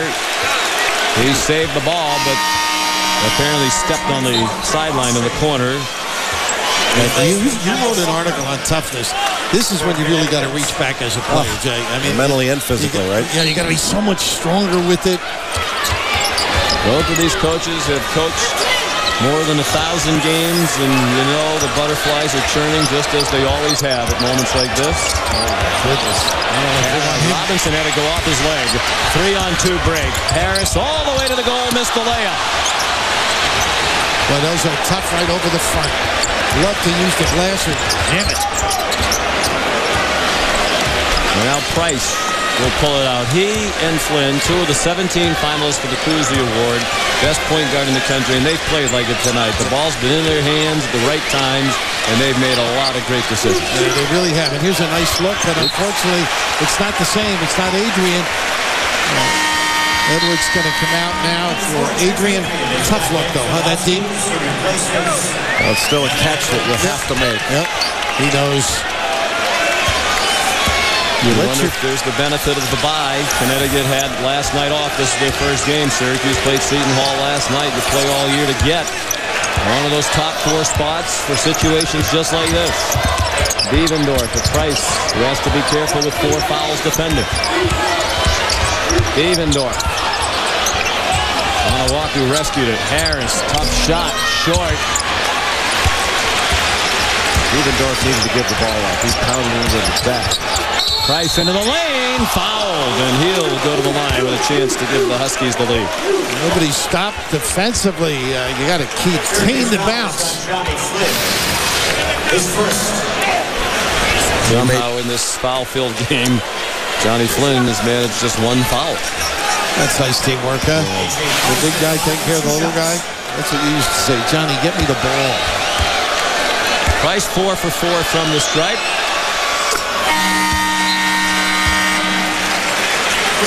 Andy Routens returns for Paul Harris. They need a little offense, too. That's what that move is for. And he's got the well-oiled right arm.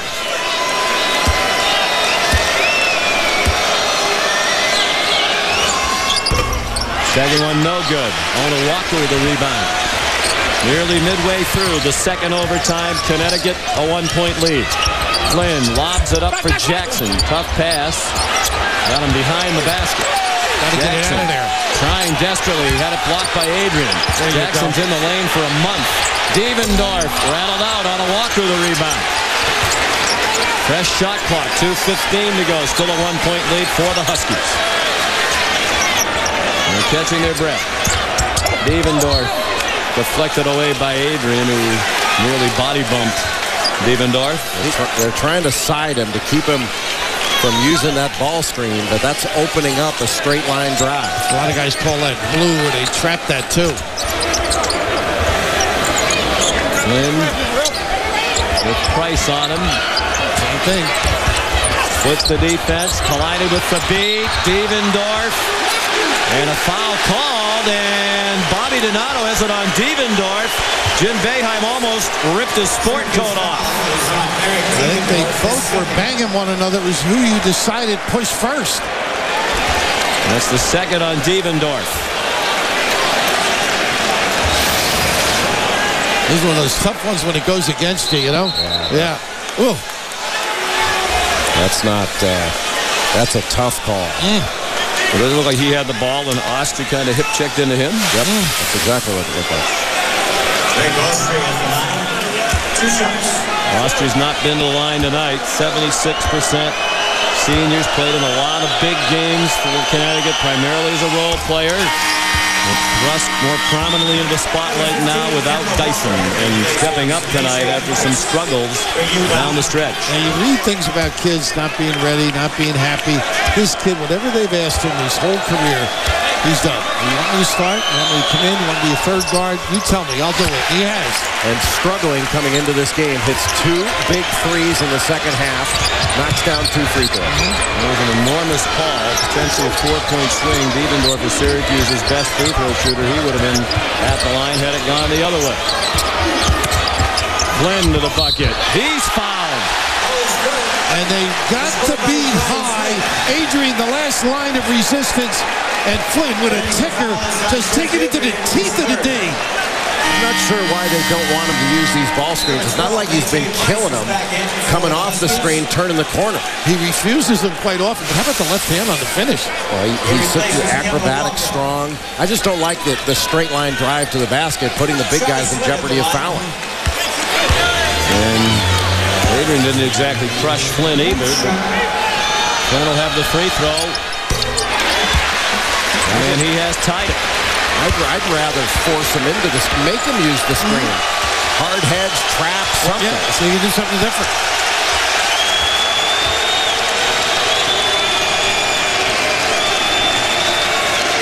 Just about all the fans on their feet here at the Garden. Under a minute and a half to go in the second overtime. A classic in the 30th Big East Championship. Austri a good fake. Austri the miss. Tipped out, and there's a foul. And it's on Syracuse, I believe. It's on Onowaku, and he has fouled out. Yeah, he had leaned on the arm and knocked him down. And that, you mentioned the fatigue. That's what you do. 8 points, 9 rebounds for Arinze Onowaku in 39 minutes. Yeah, you can see that left hand makes it easy for the official. Yeah, but first it was Thabit that had grabbed him. And Thabit went down awfully easy there. Onowaku just got caught sort of with the second action. Well, for a while they were kind of letting him play. Now the official's been involved in the last 3 whistles. All of them could be questioned. Both sides impacted. You need 3 Green Berets to ref this game. Well, they got the most important call of the night right when they waved off the goal with the benefit of replay. And West Virginia has to be enjoying this. The longer they play tonight, the better it is for Bob Huggins and the Mountaineers. He get his suit cleaned and pressed, too. That'll now be tonight here on ESPN as we pass midnight in the East. Thabit at the line, 3 out of 6 from the stripe tonight. 63% for the year. 2 shots both ways. There you go, big fella. Not sure which is going to come on first, SportsCenter or First Take. And knowing you, you'll appear on both. So take your pick, as we like to say on ESPN. Connecticut, 7 out of 10 in overtime from the line. And this helps the call. Yep. He was undecided, I think, until that hustle by Walker. And I think it might have been going to Connecticut. Yeah, I think so. Hadn't touched it out of bounds. A 1-point lead. Each team with 1 timeout. Nearing a minute to go. 1:10 and counting left in the second overtime. Connecticut's been to the line much more often in the extra sessions. Flynn. Off to Jackson. He found him at the last moment. Flynn again. Devendorf is open but dropped the pass. And now a hand check call. And that'll send Devendorf to the line for 2. Their best free throw shooter. A chance to give Syracuse the lead as Austri has been whistled for his 3rd. Epic game, though, isn't it? All the elements. Both Routens and Devendorf have been circling around and back off penetration, looking to get opportunistic threes. Devendorf long with the first one. He's played 47 minutes tonight. And they played last night against Seton Hall. And Devendorf played 35 minutes in that game. Tie game, 57 seconds to go. You want to play 3? It looms as a possibility. Price. Walker with Adrian, Thabit, and Robinson. Adrian, the guy that's been very helpful in that foul line area. There he is.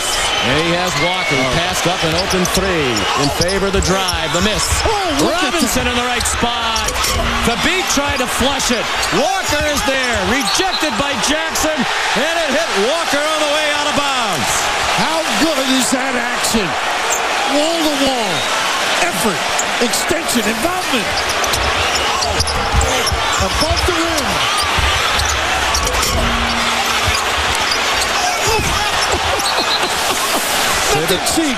Syracuse ball. Jim Boeheim held up one finger. He wants the last shot of the second overtime. Wants the chance to win it without giving Connecticut that chance. Walker guarding Flynn. 12 seconds to go. Double overtime. Flynn very near the center court line. Jackson screens for him. Flynn from deep. No. 4 seconds to go. Ahead it goes to Walker for the win. Off the back rim. Wow. We have seen a lot. This is as good as I've been involved in. What do you think? Unbelievable. I thought that Johnny Flynn kind of settled for that jumper. Off the ball screen, you'd want him to turn the corner and go. And they were looking on the wings, too, to get in the lane. Routens on one side, Devendorf on the other. This had a chance. If Flynn had taken that ball a little bit further, he could have looked back. But boy, this did almost go. Oh, goodness. And we will head for the 3rd overtime, the 3rd 3-OT game in Big East Championship history. Madison Square Garden, the site of so many memorable sporting events throughout the years, and here's another classic in the 30th Big East Championship, the 27th played in this building. Syracuse and Connecticut heading for 3rd overtime. It is just the 2nd 3-overtime game in Big East Championship history, the only other one. The longest game in Big East tournament history was that title game in 1981, played in Syracuse at the Carrier Dome when the Orange beat Villanova. Leo Routens the tip-in. Andy Routen's dad, he was the MVP. And we mentioned it last night, talking to Leo to reflect about it. He said, what I remember is the game needed to end because we were going on spring break and they told us we needed to get our stuff out of the dorms. Well, I know this is past your bedtime, Sean.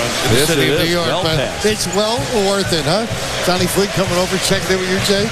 Well, coming into He's enjoying it. Well, he's all smiles. These players know they're part of something very special here tonight. The Beat controlled the tip. It's Price. He's played the entire overtimes with 4 fouls. Austrie, the Beat. Adrian Robinson for Connecticut.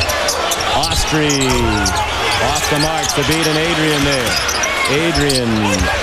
That dropped it and picked it back up himself. Gave it to Price for 3. Great understanding of the situation, too. He was looking to dump it to Robinson. Flynn, Harris, Jackson, Routens, and Devendorf. Syracuse is not a deep team. They played last night, and 2 of their regulars have fouled out. Owenton and Onawaku. Harris missed a very short one. Clearly the presence of the Beat in his mind. Great call, Sean.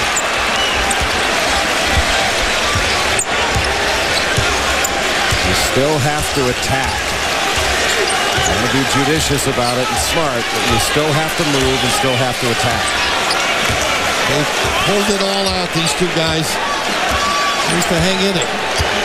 Under 4 to go, 3rd overtime. Sports Center is next here on ESPN. The Beat fouled. He was stumbling and got bailed out by the foul. Harris with a good foul, though. He was going to knock it in, I think, if he didn't stop. That's 4 on Harris. You can always you can always pick up the ball. There was nothing wrong with that at all. Kicks it out to an open shooter. A great play by Jeff Adrian, and a smart play. Now it's the Beat, and it's a 4-point lead. And as tight as this game has been throughout, that seems like a very big lead. He's been able to make the free throws coming down the stretch, too. 63%, nice form. His influence is incredible. It's not subtle either on the defensive end. He's a mountain out there. Still a 4-point lead, largest lead of overtime. It matches the largest lead of the extra sessions. 3:40 to go. The Beat's got to come up on this ball screen and help. Andy's got to keep moving. Unfortunately. Yep, just slipped apparently on a wet spot as Flynn tried to jam the brakes on. A tough break for Jim Boeheim in the orange. The largest lead for either team tonight was 7 points for Syracuse late in regulation. And, you know, it's interesting. The wing people are not able to get free. Much better defense on Devendorf and Routens. Not able to get free as he turns the corner. Well, they're face guarding him and intelligently not letting him get the ball.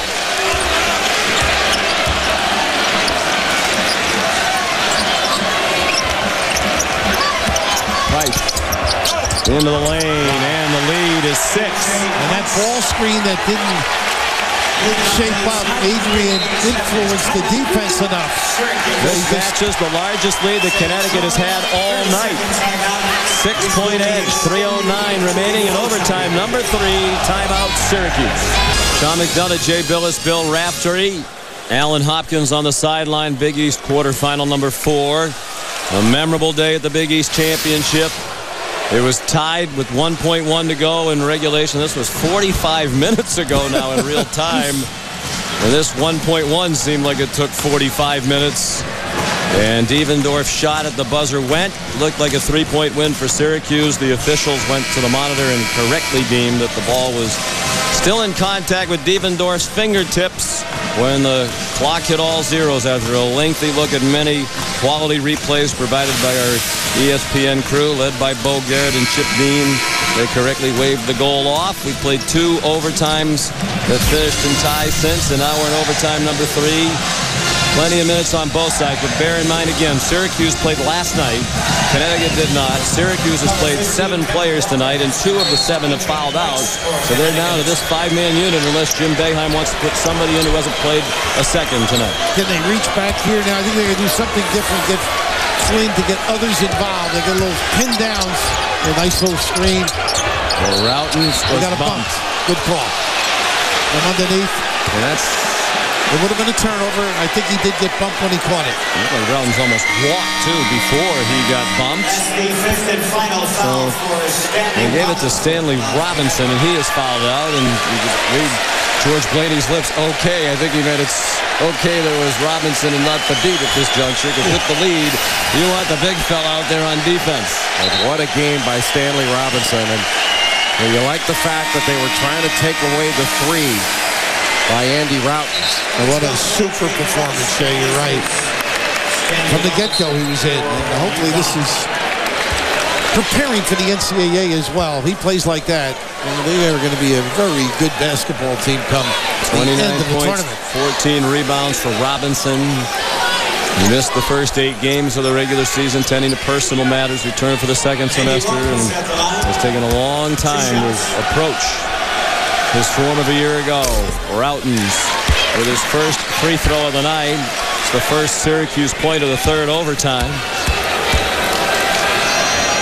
Routens 68.4% makes buzz. He doesn't go to the line much. Just his 39th and 40th free throws in the air. Flynn to Harris. Harris missed the layup, but he's fouled by Adrian. Oh, my goodness. Oh, he is frustrated down there. They really can press too, Jay. But a freshman mistake by Kemba Walker running away from the ball. You have to come back to the ball. Watch here. Running away from the ball. That gives the defense a chance to step in front. You have got to come back to the ball and run the ball right into your hands. 4 fouls now on Adrian. And Harris, 73% for the year and perfect tonight.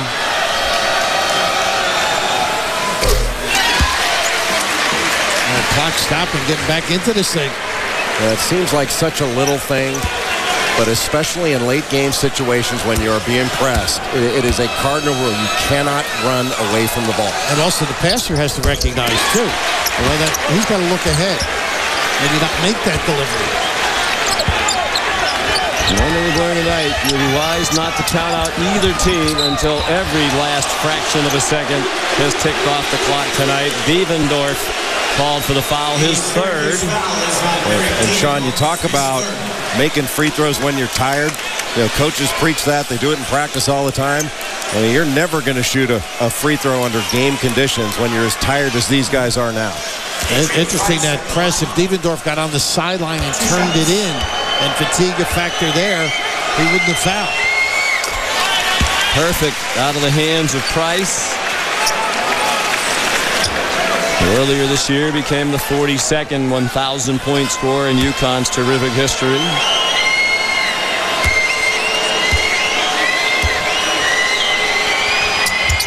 He made both. He steps forward when the game is on the line, doesn't he? He sure does. He is a really heady, tough kid. And completely unafraid. Routens for 3, a little bit long. And the rebound down to Kemba Walker, nearing the midpoint of the third overtime. The ball and a 4-point lead for the 4th-ranked team in the nation, Connecticut. It's interesting. Syracuse got to run something else and then come back to that. Make it a little bit of an offensive thrust. I think smart of UConn to keep attacking. Stand. Keep attacking. Nice look. Austria got Harris way up in the air, then shot a floater. Flushed in. Both Adrian and Thabit were there. Thabit wants the goal. He raised his head. Looks like Garcia last night. And now Syracuse on the ropes with 2 minutes to go. Down by 6 in the third overtime. Flynn picked up his dribble. Great job by A.J. Price to keep the ball from Devendorf. Boy, Flynn courageously there. And Harris had room at the rim because Flynn took the beat away while shooting. 15 for Harris. He's on the ball. Adrian struggles to get it in and just does get the timeout. Wow, and Thabit was smart. He didn't pick it up and inbounded. He let it go, but great pressure set up by Syracuse. We mentioned this is the second triple overtime game in tournament history. The other was in 1981, a classic at the Carrier Dome. Eric Sandifer the steal and the slam for Syracuse. In the battle with Villanova, Alex Bradley responded. It was a game like this one. They counterpunched all night. And then, in the final seconds, Andy Routen's dad, Leo Routens, the tip in. He was the tournament MVP. Syracuse beat Villanova 83-80 in 3 overtimes, and this one will at least tie that one for the longest game ever. And if Syracuse could force the 4th overtime, we'd have a new mark for longest game in this event. And following the conclusion of this game, breakfast and then Sports Center. Some of the stories they'll be covering, college hoops mayhem and No more mayhem than we've had here tonight. Is Tiger in trouble? And Manny being Manny. So cross screen here, and as you mentioned, Jay, stepping to the ball is essential, and then post in the half-court area. Routens contested the pass into Adrian, and Price ahead to Walker, and now he'll put on the brakes. A minute and a half to go in the third overtime. Connecticut trying to end a 3-game losing streak at the Big East Championship. When he doesn't use this screen, he gets into that left gap.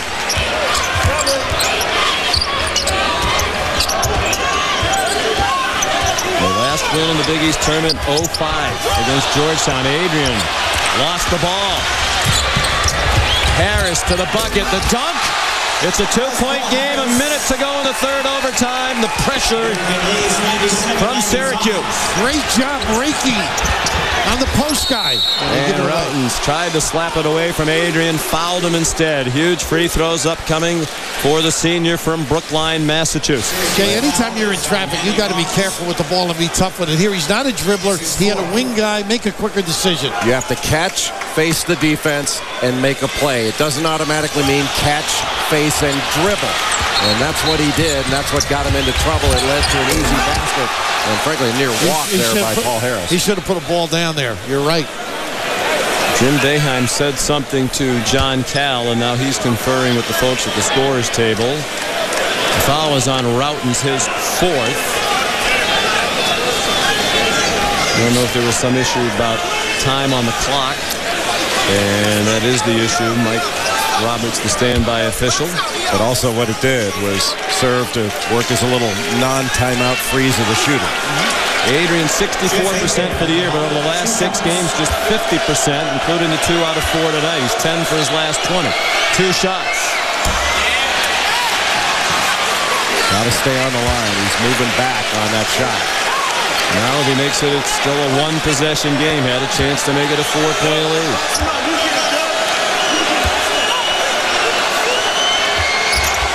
He missed them both, and the rebound for Connecticut. The long rebound to the little guy. Kemba Walker at 6'1". And Jim Boeheim telling his team stay back in the zone with about a 17-second difference. We'll make sure whenever this shot goes up that there's good floor balance. We've got to get help on the glass. Austria, huge one. He missed it. He got another rebound, and now they have to foul. Yep. And they move it to the right man, Price. Jim Boeheim saying don't foul him, but Devendorf didn't want to wait. That's a tough call, though, right? The decision at that time, you know, you want to stop it. Boy, 2 big offensive rebounds on a missed free throw and a jumper, and you need help. Everybody's got to get down here. You can see the foot speed lacking on that coverage. Long rebounds and a fatigued team. Bad combination for Jim Boeheim. And don't foul him. They wanted a foul of somebody else. Price, the veteran, short. Devendorf's going to tell him he's wrong. I don't care if you played last night or you didn't. Connecticut didn't. Everybody has to be tired now. Timeout Syracuse. Timeout Syracuse. Jim Boeheim, before the game, said his biggest question was, can we rebound? And lately, they haven't. It's hurt them coming down the stretch. You're just joining us. You've missed the Classic. I'm sure it'll be on ESPN Classic in the near future. This was the end of regulation. Devendorf's 3 gave Syracuse the apparent win, breaking a 71-all tie. But it came less than a fraction of a second late on his fingertips, just as the clock went to all 0.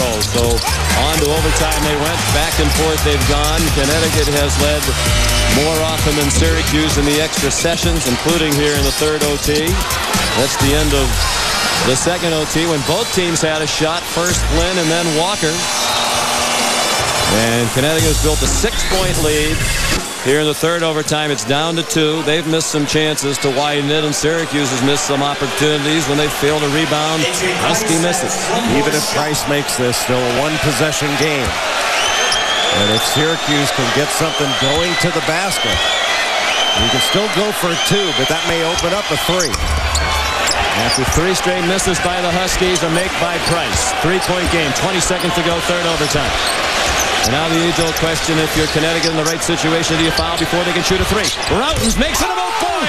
Andy Routens for three. 12 seconds to go. Plenty of time for Connecticut and a timeout. Got to get to the rim. Price, a deep NBA three just short. Adrian at the buzzer. No! Overtime number 4. And triple overtime agrees with the Routens family. Oh, how good is this? Leo, you're going to have to move over on the couch, baby. Your son has... You think Leo admit he's a better shooter now? They would never admit it. He's a better shooter, Leo. Watch the way he sets his feet. Just coming off that screen, it squares up beautifully. And you know what I love about what Boeheim has done? He got away from the high ball screen because it was ineffective. Here, they go to the wing, and some nylon by Leo's little boy.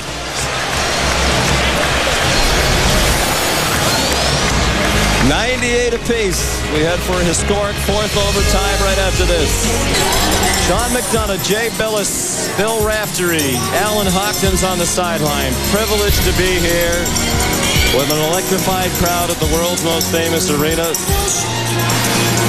Sight of a game nobody here tonight will forget anytime soon. And here's the end of the last sequence when Connecticut had opportunities.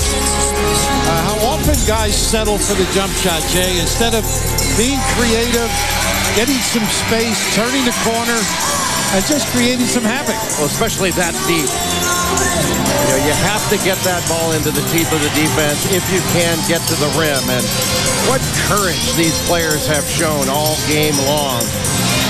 Unbelievable. You need some respirators. All right, Sean, back to you. First 4-overtime game in the history of this event, and just the second ever in the history of Big East Conference play. There's been one 4-overtime regular season game. Georgetown and Notre Dame in 2002. Georgetown beat Notre Dame 116-111. Thabit with the first bucket to get Connecticut to 100 points in the opening seconds of the 4th overtime. And they took advantage of Andy Routen's size there. Well designed by a Hall of Famer. Syracuse has not substituted since a minute 18 remained in the second overtime when Onawaku was the second orange to foul out. Onjanot was the first to beat the block, but Harris was there. Jackson gets called for the charge, and that's a big call. The beat playing with 4 fouls. And Jackson has fouled out.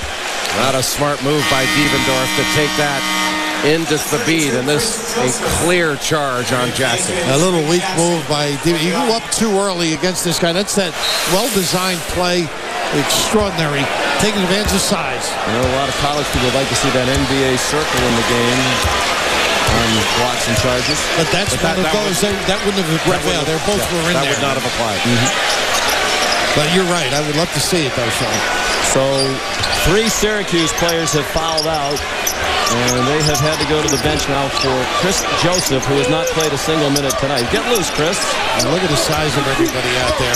He's in the middle of the back of the zone. Chris Joseph, a freshman, 6'7", 220 from Montreal. Price's shot wouldn't go. Now Thabit has fouled out. He shoved Harris out of the way. And when he sold the deal, too, which was very smart, Paul Harris, no question, the shove, but got the attention. Well, it is a war of attrition, but right now, the biggest impediment to getting to the rim for Syracuse is now out of the game. It opens a lot of things up. This game is now totally different. Totally different. And 6 block shots to the Beats line. He played 53 minutes. And it doesn't look very tight over there, but Edwards now has played well. See if he can step up in the breach. But as good as Edwards is, and he's done a nice job, he's very capable, he's not the same presence. Syracuse will not be worried at all now about attacking the rim. Harris, 6 out of 6 from the line. And Jay, your point well taken, because now Flynn, they can use the ball screen. He can go to the rim and actually elevate over most people. Well, Syracuse picked a good night to have a much better than usual night from the foul line. They're 72.2 tonight, 63% for the year. Adrian, look out. Joseph was defending. Both coaches wanted a foul. Price, the step back. Tough delivery. Tough kid. Oh, sticking it there.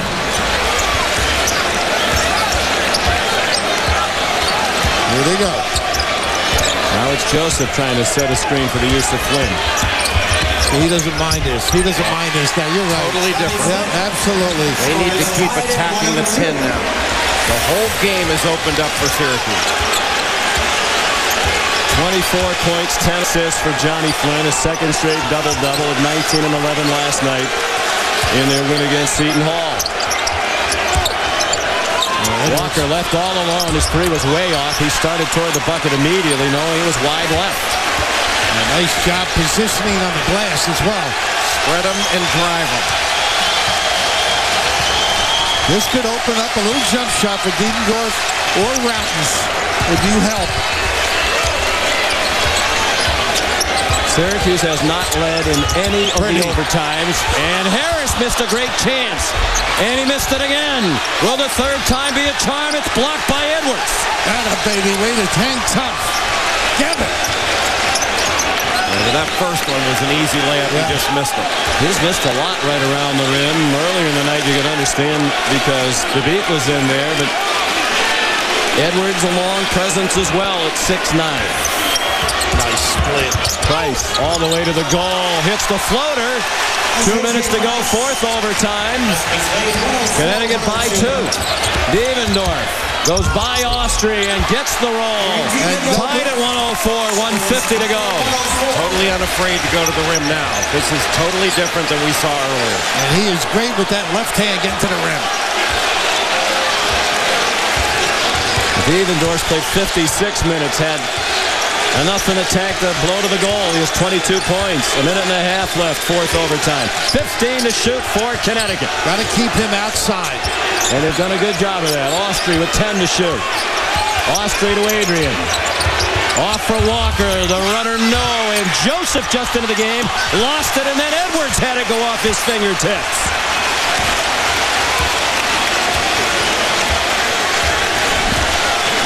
Jimmy waving him up over the timeline. Worried about a 10-second call.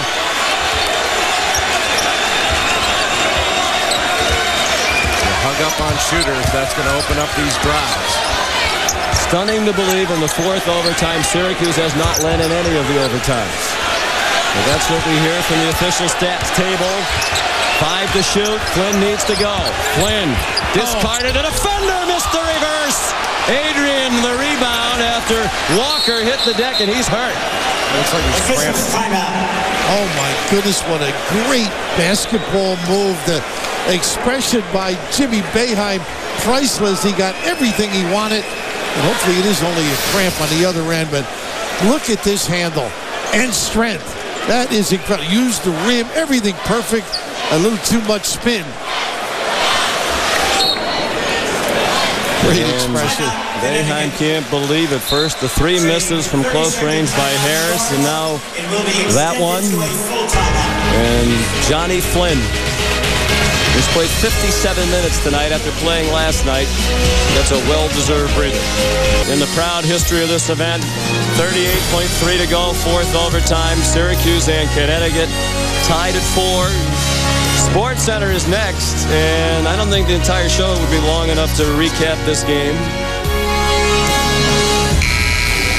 Syracuse played last night. Connecticut had a bye. This is their first game of the tournament. Dievendorf, 57 minutes. Flynn, 56. Harris, 45. Dievendorf and Flynn played 35 last night, and Harris, 24. And so maybe the key for Connecticut has been the ability of Price to stay on the floor and contribute. And he is, and then counter that with Syracuse. 2 easy shots at the rim. You almost think they were feeling to be. Well, I know they're not thinking about this, but what could the winner possibly have left for tomorrow night? They've laid it all on the line in this game. They sure have. And what a pleasure. Connecticut ball, 6.3 seconds difference between the shot clock and the game clock. One timeout left for each team. Price will handle with Austrian, Walker, Edwards, and Adrian. Thabit and Robinson have fouled out for Connecticut. I get into something now. Don't get stuck late in the shot clock. They're up on Price. He gets an Edwards screen. 8 to shoot. Price, floater, no. Routens has it and has time. 7 seconds left. Routens has help. Flynn underneath. Harrison close. Missed again. Harris one more time. No! A nightmare for Paul Harris at the rim tonight. What better opportunity? No Thabit, no dice. Goodness. Jim Boeheim wanted the foul. We got a 5-bagger. Well, they don't call those readily. No question. Crunch time. So the precedent in this overtime, though, getting to the rim and not able to convert. You can't ask for a better opportunity than Paul Harris had right at the rim. And nice give by Routens here, and then the extra pass. Look at this. This is one of those.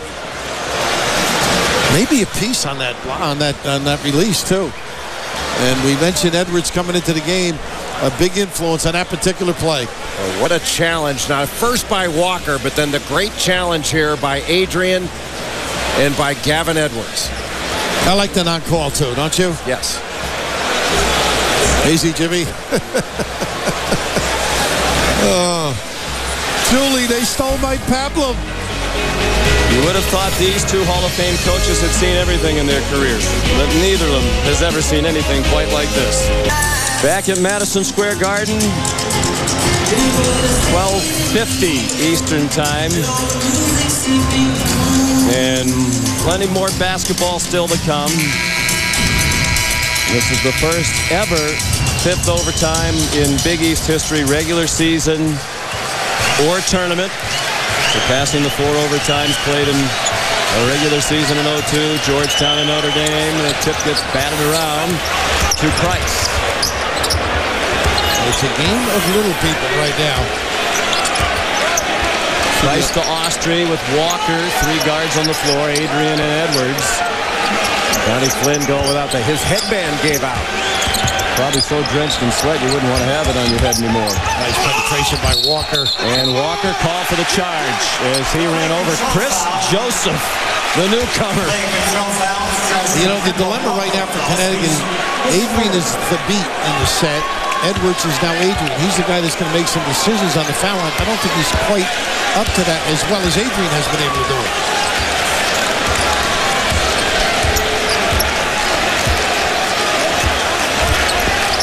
Still doing a lot of research in this historic game. We know that Connecticut has never played a 5 overtime game. The Syracuse people still going through the archives. Harris the miss. Joseph trying to keep it alive. And it winds up with Gavin Edwards. For each team of possession in overtime 5. Neither has scored. Price has played all of the overtimes with 4 fouls. He picked up his 4th foul late in regulation. Routens, Harris, and Devendorf all have 4 for Syracuse. Adrian and Price with 4. Edwards with 4 for Connecticut. And the turnover gives Syracuse the chance for the lead. And Flynn called for the charge. Great footwork. The other end, Edwards, not the guy you want making decisions, but terrific setup defensively. Look at this anticipation, and he was set. Just nowhere to go. Great job by Kemba Walker. Remarkably still, not a single lead in any of the overtimes from Syracuse. They had to rally back time and time again to tie, never able to take the lead. Their last lead was at 71-69. Now, this is the only guy that looks fresh out there. I'm telling you, he's got legs, he's got confidence, he's got wind. He's got mental toughness is what he's got. That's what he's got. Kid is a winner. And he has the first 2 points of overtime number 5. 3:15 to go. Devendorf nearly slipped. Devendorf guarded by Austri. Devendorf played over 90 minutes the last 2 nights. Chris Joseph was in the right spot. Chris Joseph again. Harris couldn't tip it. Walker has the ball. 3 minutes to go, 5th overtime. And Connecticut with the ball on a 2-point lead. Edwards has done a nice job challenging shots. He's not Hashim Thabit, but he has given it his all there and made it very difficult for Syracuse to finish some close inlets. And he and Adrian might have saved the game on Harris there at the end of the 4th overtime. There's Edwards again, tipping it to the corner. Routen's a good catch. Has Austrie right on his back. Devendorf take the 3 and missed the pull-up. Adrian kept it alive. Great save on the end line by Kemba Walker as he went crashing into the photographers. Well, he's coming up big. He's hurt right there. They're going to need cabs to get from one end of the floor to the other. Well, as tired as everybody is in this game, one thing you cannot do is foul people and let them go to the free throw line to score something easy. Make them shoot over you. Price again splitting the defense. He's done it all night long. And now Devendorf has fouled out, and they'll have to go to another player who hasn't played a second all night long. Well, what a play by Kemba Walker. Saved this ball, and a nice catch alert by Jeff Adrian. That's a winning play by Kemba Walker. Come up big, picked up that charge, that particular play. Devendorf, 22 points, 4 assists, and of course, on a historic night when many images will be remembered, none more so than his 3 at the buzzer that was waved off at the end of regulation when it looked like he had given Syracuse a 3-point lead. Justin Thomas, a walk-on, has come in for Syracuse. He has played in 9 games this year for a total of 21 minutes and has scored 4 points all season long. That's how deep down the bench they are now. Asking a lot. But much has been given, too. Price. And that's why you don't want to foul. I mean, I know Devendorf was giving his all on that play, but it allows them to score too easily. You got to make them make a tough shot when they're exhausted. And the same goes for UConn on the other end. Worst play right now is the foul. 17 points in the 5 overtime for Price. 31 for the game. 2 minutes to go. Syracuse has not scored in this 5th overtime. Giving him that, and now it's wide open. Austrie's got to face him that way. Blow by. They just retreat back and get in that zone. They have no energy left to full court press, and that's it. It is absolutely necessary. The only guy moving is Justin Thomas. He's out there doing jumping jacks, trying to get loose, while everybody else is just trying to cling to whatever they have left. He's having a ball. Why not? Fresh legs. You think he was sitting on that bench tonight thinking he was going to get in the 5th overtime? There's Adrian from the free throw line. It clanged off. Edwards kept it alive. Now it's Flynn. 2 to tie, 3 for the first lead of any overtime for Syracuse tonight. Routens was begging for the ball on the left. And Boeheim wants a timeout with 1:13 to go. It is officially the first 5 overtime game in the proud basketball history of either of these great institutions. More to come. The historic 5th overtime, longest game in Big East history, tournament or regular season, longest game in the history of these 2 schools. Connecticut a 2-point lead. This was approximately an hour and 20 minutes ago, the end of regulation, when Eric Devendorf, desperation shot, appeared to win the game for Syracuse. It was 71 all. The bucket was counted good by James Breeding, the nearest official, but then when they went to the monitor, they waved it off correctly as the ball was barely on the fingertips of Eric Devendorf. If Devendorf had trimmed his fingernails this morning, that shot probably would have been good. That's how close that call was.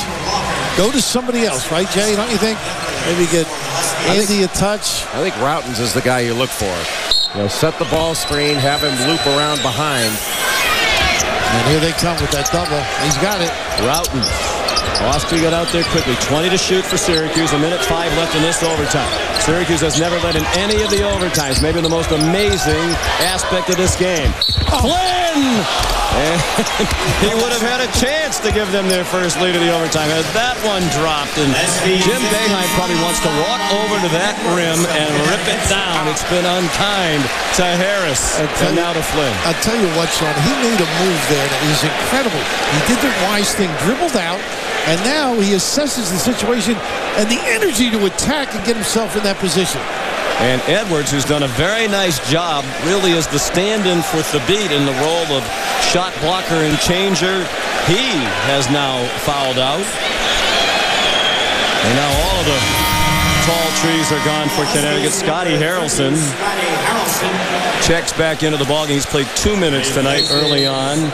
Edwards, 4 points, 10 rebounds, 5 block shots, and his hands active in a number of key other situations. And you know, with Harrison on the floor, Syracuse, they're fatigued. Intellectually, they're not being on top of the game. They've got to recognize he is a three-point specialist. Not the highest percentage, but that's what he does.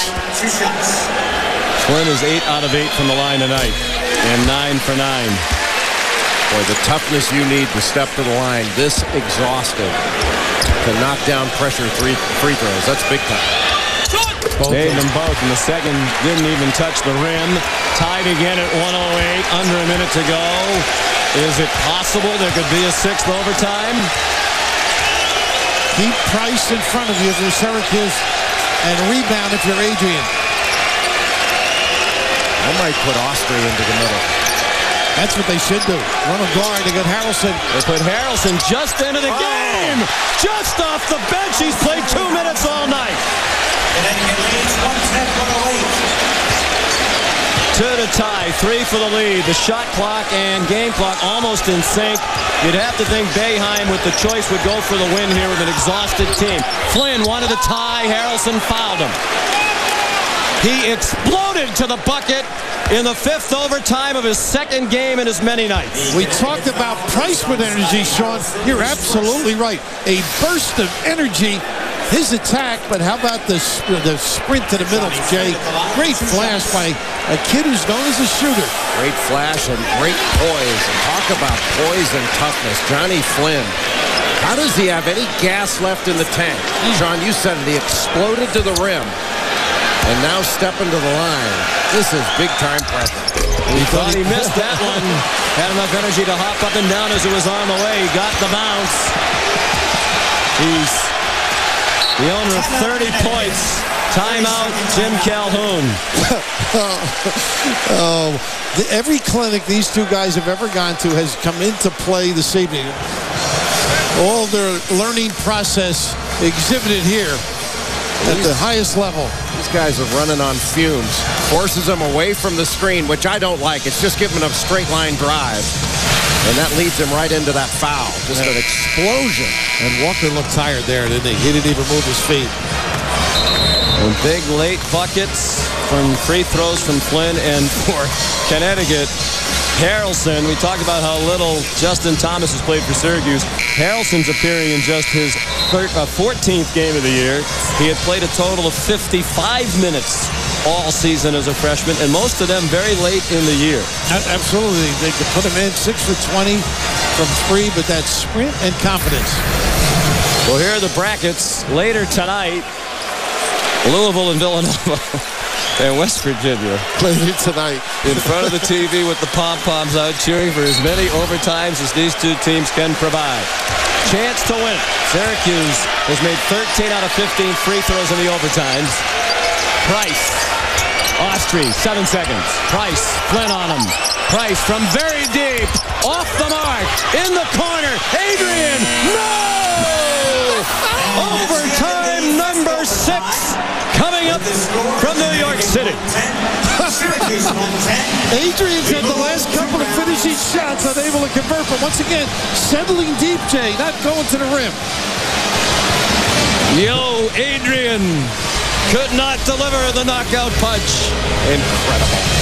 Count as the 31st as well. Heading for an historic 6th overtime. Syracuse and Connecticut tied at 110. Syracuse has never led in any of the overtime sessions. The officials are over here, John Kell and Bob Donato, two veterans who have Final Four experience. They've never seen anything like this. The longest game in the history of college basketball, Division I, 7 overtimes in 81. Cincinnati and Bradley. And give the officials credit because there have been very few issues or questions regarding the officiating too. It's part of a classic because they've allowed it to be. You know what they were saying is that they're so happy they got it right, that it was on his mentioned the fingertips. And that really good piece of technological equipment, our truck, and the officials getting it right.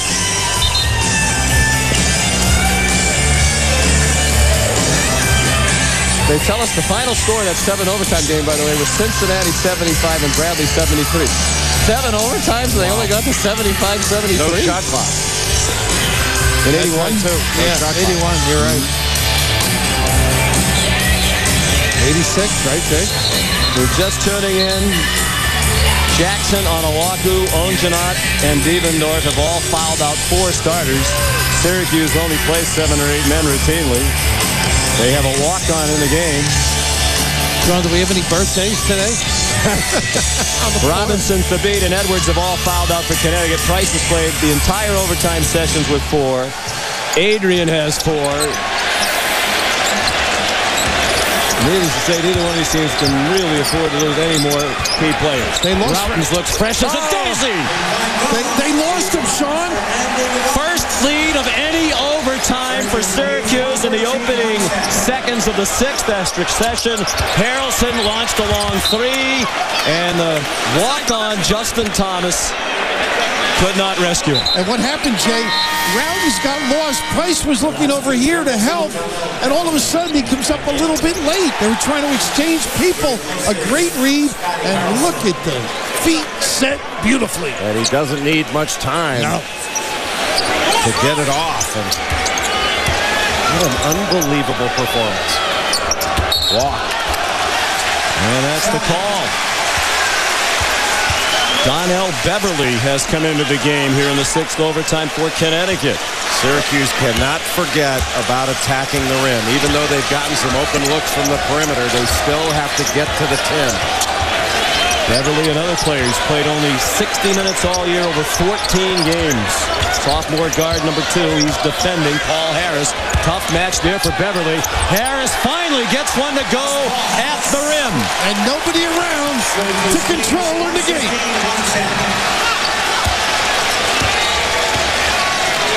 Price to Austri with Walker, Adrian, and Beverly for Connecticut. Very tough Price. A shot by Price, well short. Great defense by Flynn. And now will Syracuse stay on the prowl? No. Jim Boeheim says, let's milk it. And still run your stuff. Routins is feeling it, though. A little bit short. And the rebound down to Price. And Beverly with a great check out. Austri wants one. Long. The shots are getting quicker as the fatigue takes its toll even more. No legs. If you've got the chance to get the ball to the basket, you have got to take it. Give yourself a chance to get fouled and give yourself a higher percentage shot. And I love the way they've changed the offense now. A lot of baseline stuff. Joseph, the freshman, way short. He hasn't scored yet. He is only playing because of the foul outs. Price to Austri. Austri off the mark. Rebound by Justin Thomas. Who? Justin Thomas, the walk-on. In his 10th game of the year. If you're wondering, that is his first rebound of the season. And I think they should go with the perimeter guys and let them do the damage. That's what Jimmy would like as well. Flynn, Thomas, Routins, dished it off. Harris missed another dunk. Harris fouled and it counts. The setup by Routins off the bounce.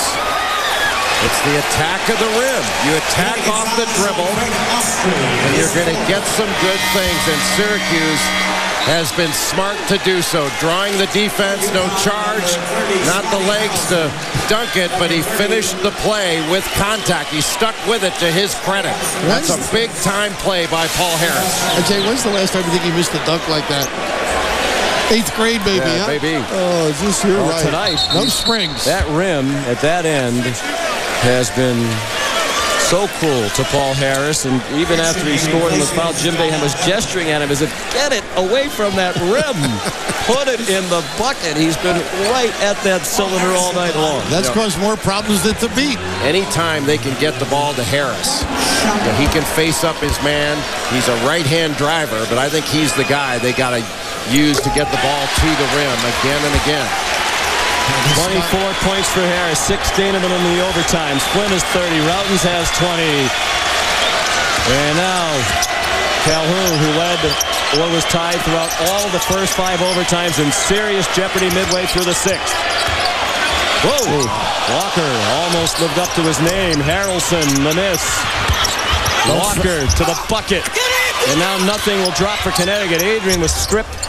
And it was Price in the right spot after Routens knocked the ball free.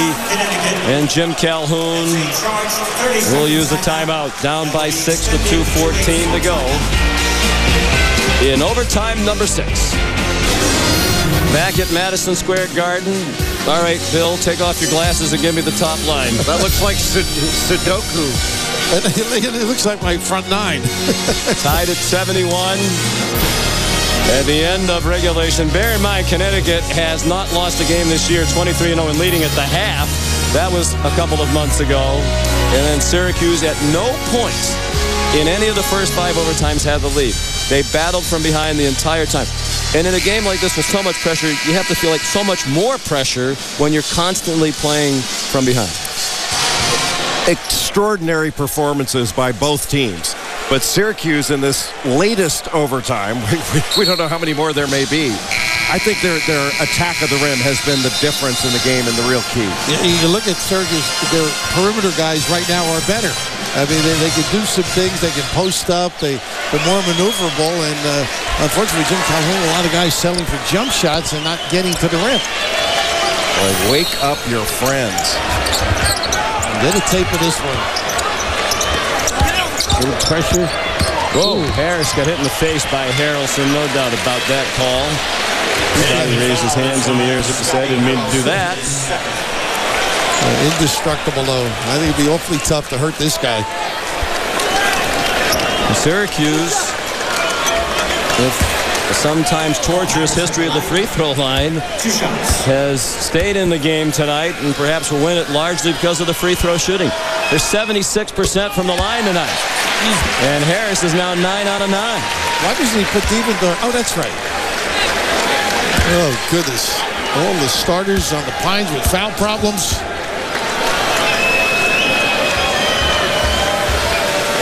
Syracuse is 18 for 20 from the line in the 6 overtimes. The lead back to 8, nearing 2 minutes left in overtime 6.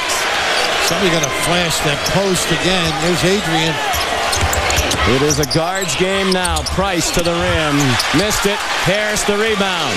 There's some rebound to this kid. And look at Adrian diving on the floor in the 6th overtime.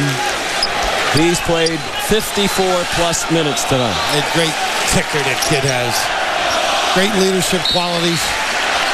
How about Syracuse with only 3 regulars on the floor? Flynn has played 100 minutes last night and tonight now against Seton Hall in Connecticut. Jim Boeheim gets the timeout with 1:47 to go. I don't think when this day began, Jim imagined he'd be telling Justin Thomas what he'd need to be doing in the 6th overtime tonight. He wasn't in the game plan. He wasn't on the board, but this guy was, Sean. Johnny Flynn has been a man all game long, coming off that high ball screen and the high bounce, getting to the rim and challenging, but especially in the overtime periods. You know, his ability to break down and take it right at Hashim Thabit a couple times. He actually became energized when the headband snapped. Picked it that up was the unlucky headband. They couldn't get the lead with the headband in the overtime. He's already, as a sophomore, come to be regarded as one of the very best point guards in Syracuse history, and it had some great ones like Sherman Douglas and Pearl Washington, and the list goes on and on. But this takes you from terrific player to legendary status. And also nationally, too. A lot of people now are aware how good this young guy is. Out of the timeout, one left for each team. Ooh, one went to the bucket and was wide open, and Harris didn't give it to his old high school teammate. And look at him sprint to come get it. That's what you love in a point guard. Well, just what we need. Fouls to lengthen the game. Walker commits the foul. They have to do it. This game tipped off at 9:36 Eastern Time. It is now 1:17 a.m. If I get to the diner first, what kind of eggs you like? You're not going for an egg first. I know you. If I have an egg, you know I'm not feeling well. 7 players have fouled out. 2 shots.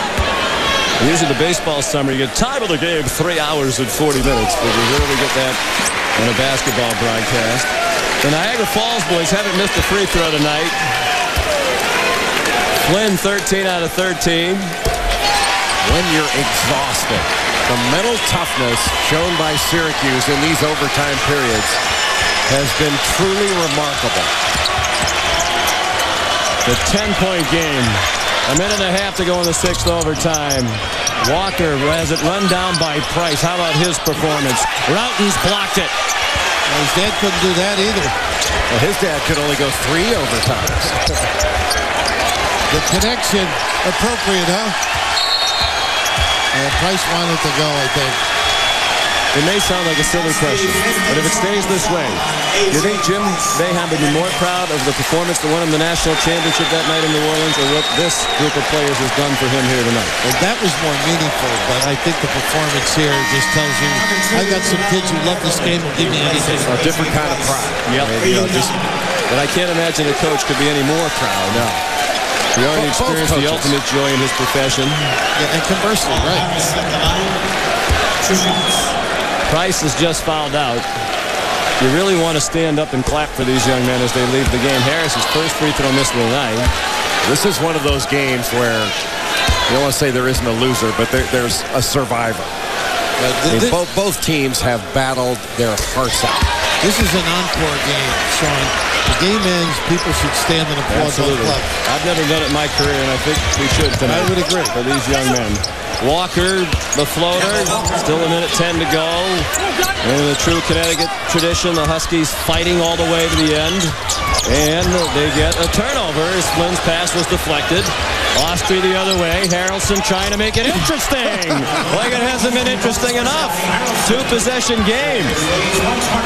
Flynn has Routen's on the wing. Smart. And Donnell Beverly fouls him with 50.4 to go. Syracuse a little bit sloppy with some rare breathing room, and Connecticut is still in it. And he was close to the out of bounds there, too. Was. Not knowing where. Well, he righted himself at the end, but he's known the gunslinger from Mississippi.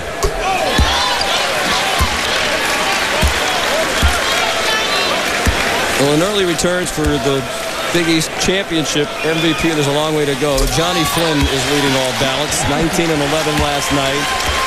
And tonight, 34 points, 17 in the overtimes. And it's Routen's. And they can feel it now, and they're too tired to even stand up and cheer on the Syracuse bench. Even their fans are quiet, and they have made the loudest noises tonight. Outnumbering the Connecticut fans, and Paul Harris egging them on. Well deserved right now. There's great courage on both sides. What a game. There's only been one game ever longer at this level in college basketball, and given the significance, the history, clearly one of the most remarkable games in the history of this sport. How good has this been? This is when people say, I was there. There were, 18 or 19,000 here. They're going to be 36 saying they were there. And tomorrow night, if Syracuse hangs on, and we are already learned the lesson, don't concede anything until the clock is officially at 0. Syracuse will start 2 managers, an equipment man. Did Bernie find anybody else to go with? A couple of assistants. Walker a miss. Beverly ran it down. Austrian air ball. They are just totally spent. Jim Calhoun saying no fouls. And everybody applauding here. Let me tell you, this was great. This is a tribute to loving the game and putting it all on the line. And Jim Boeheim's not a very emotional guy, as we know, but I think you could see on the expression in his face that there are a lot of emotions in that 64-year-old Hall of Famer's body right now. Wow. The vets deserve it, too. That was great. Applauding for both teams. Remarkable. Unbelievable effort.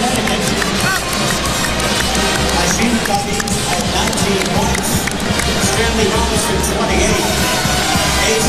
Price at 33 points and 10 assists. Johnny Flynn played 67 minutes, had 34 points, 11 assists, 17 of the 34 in the sixth overtime.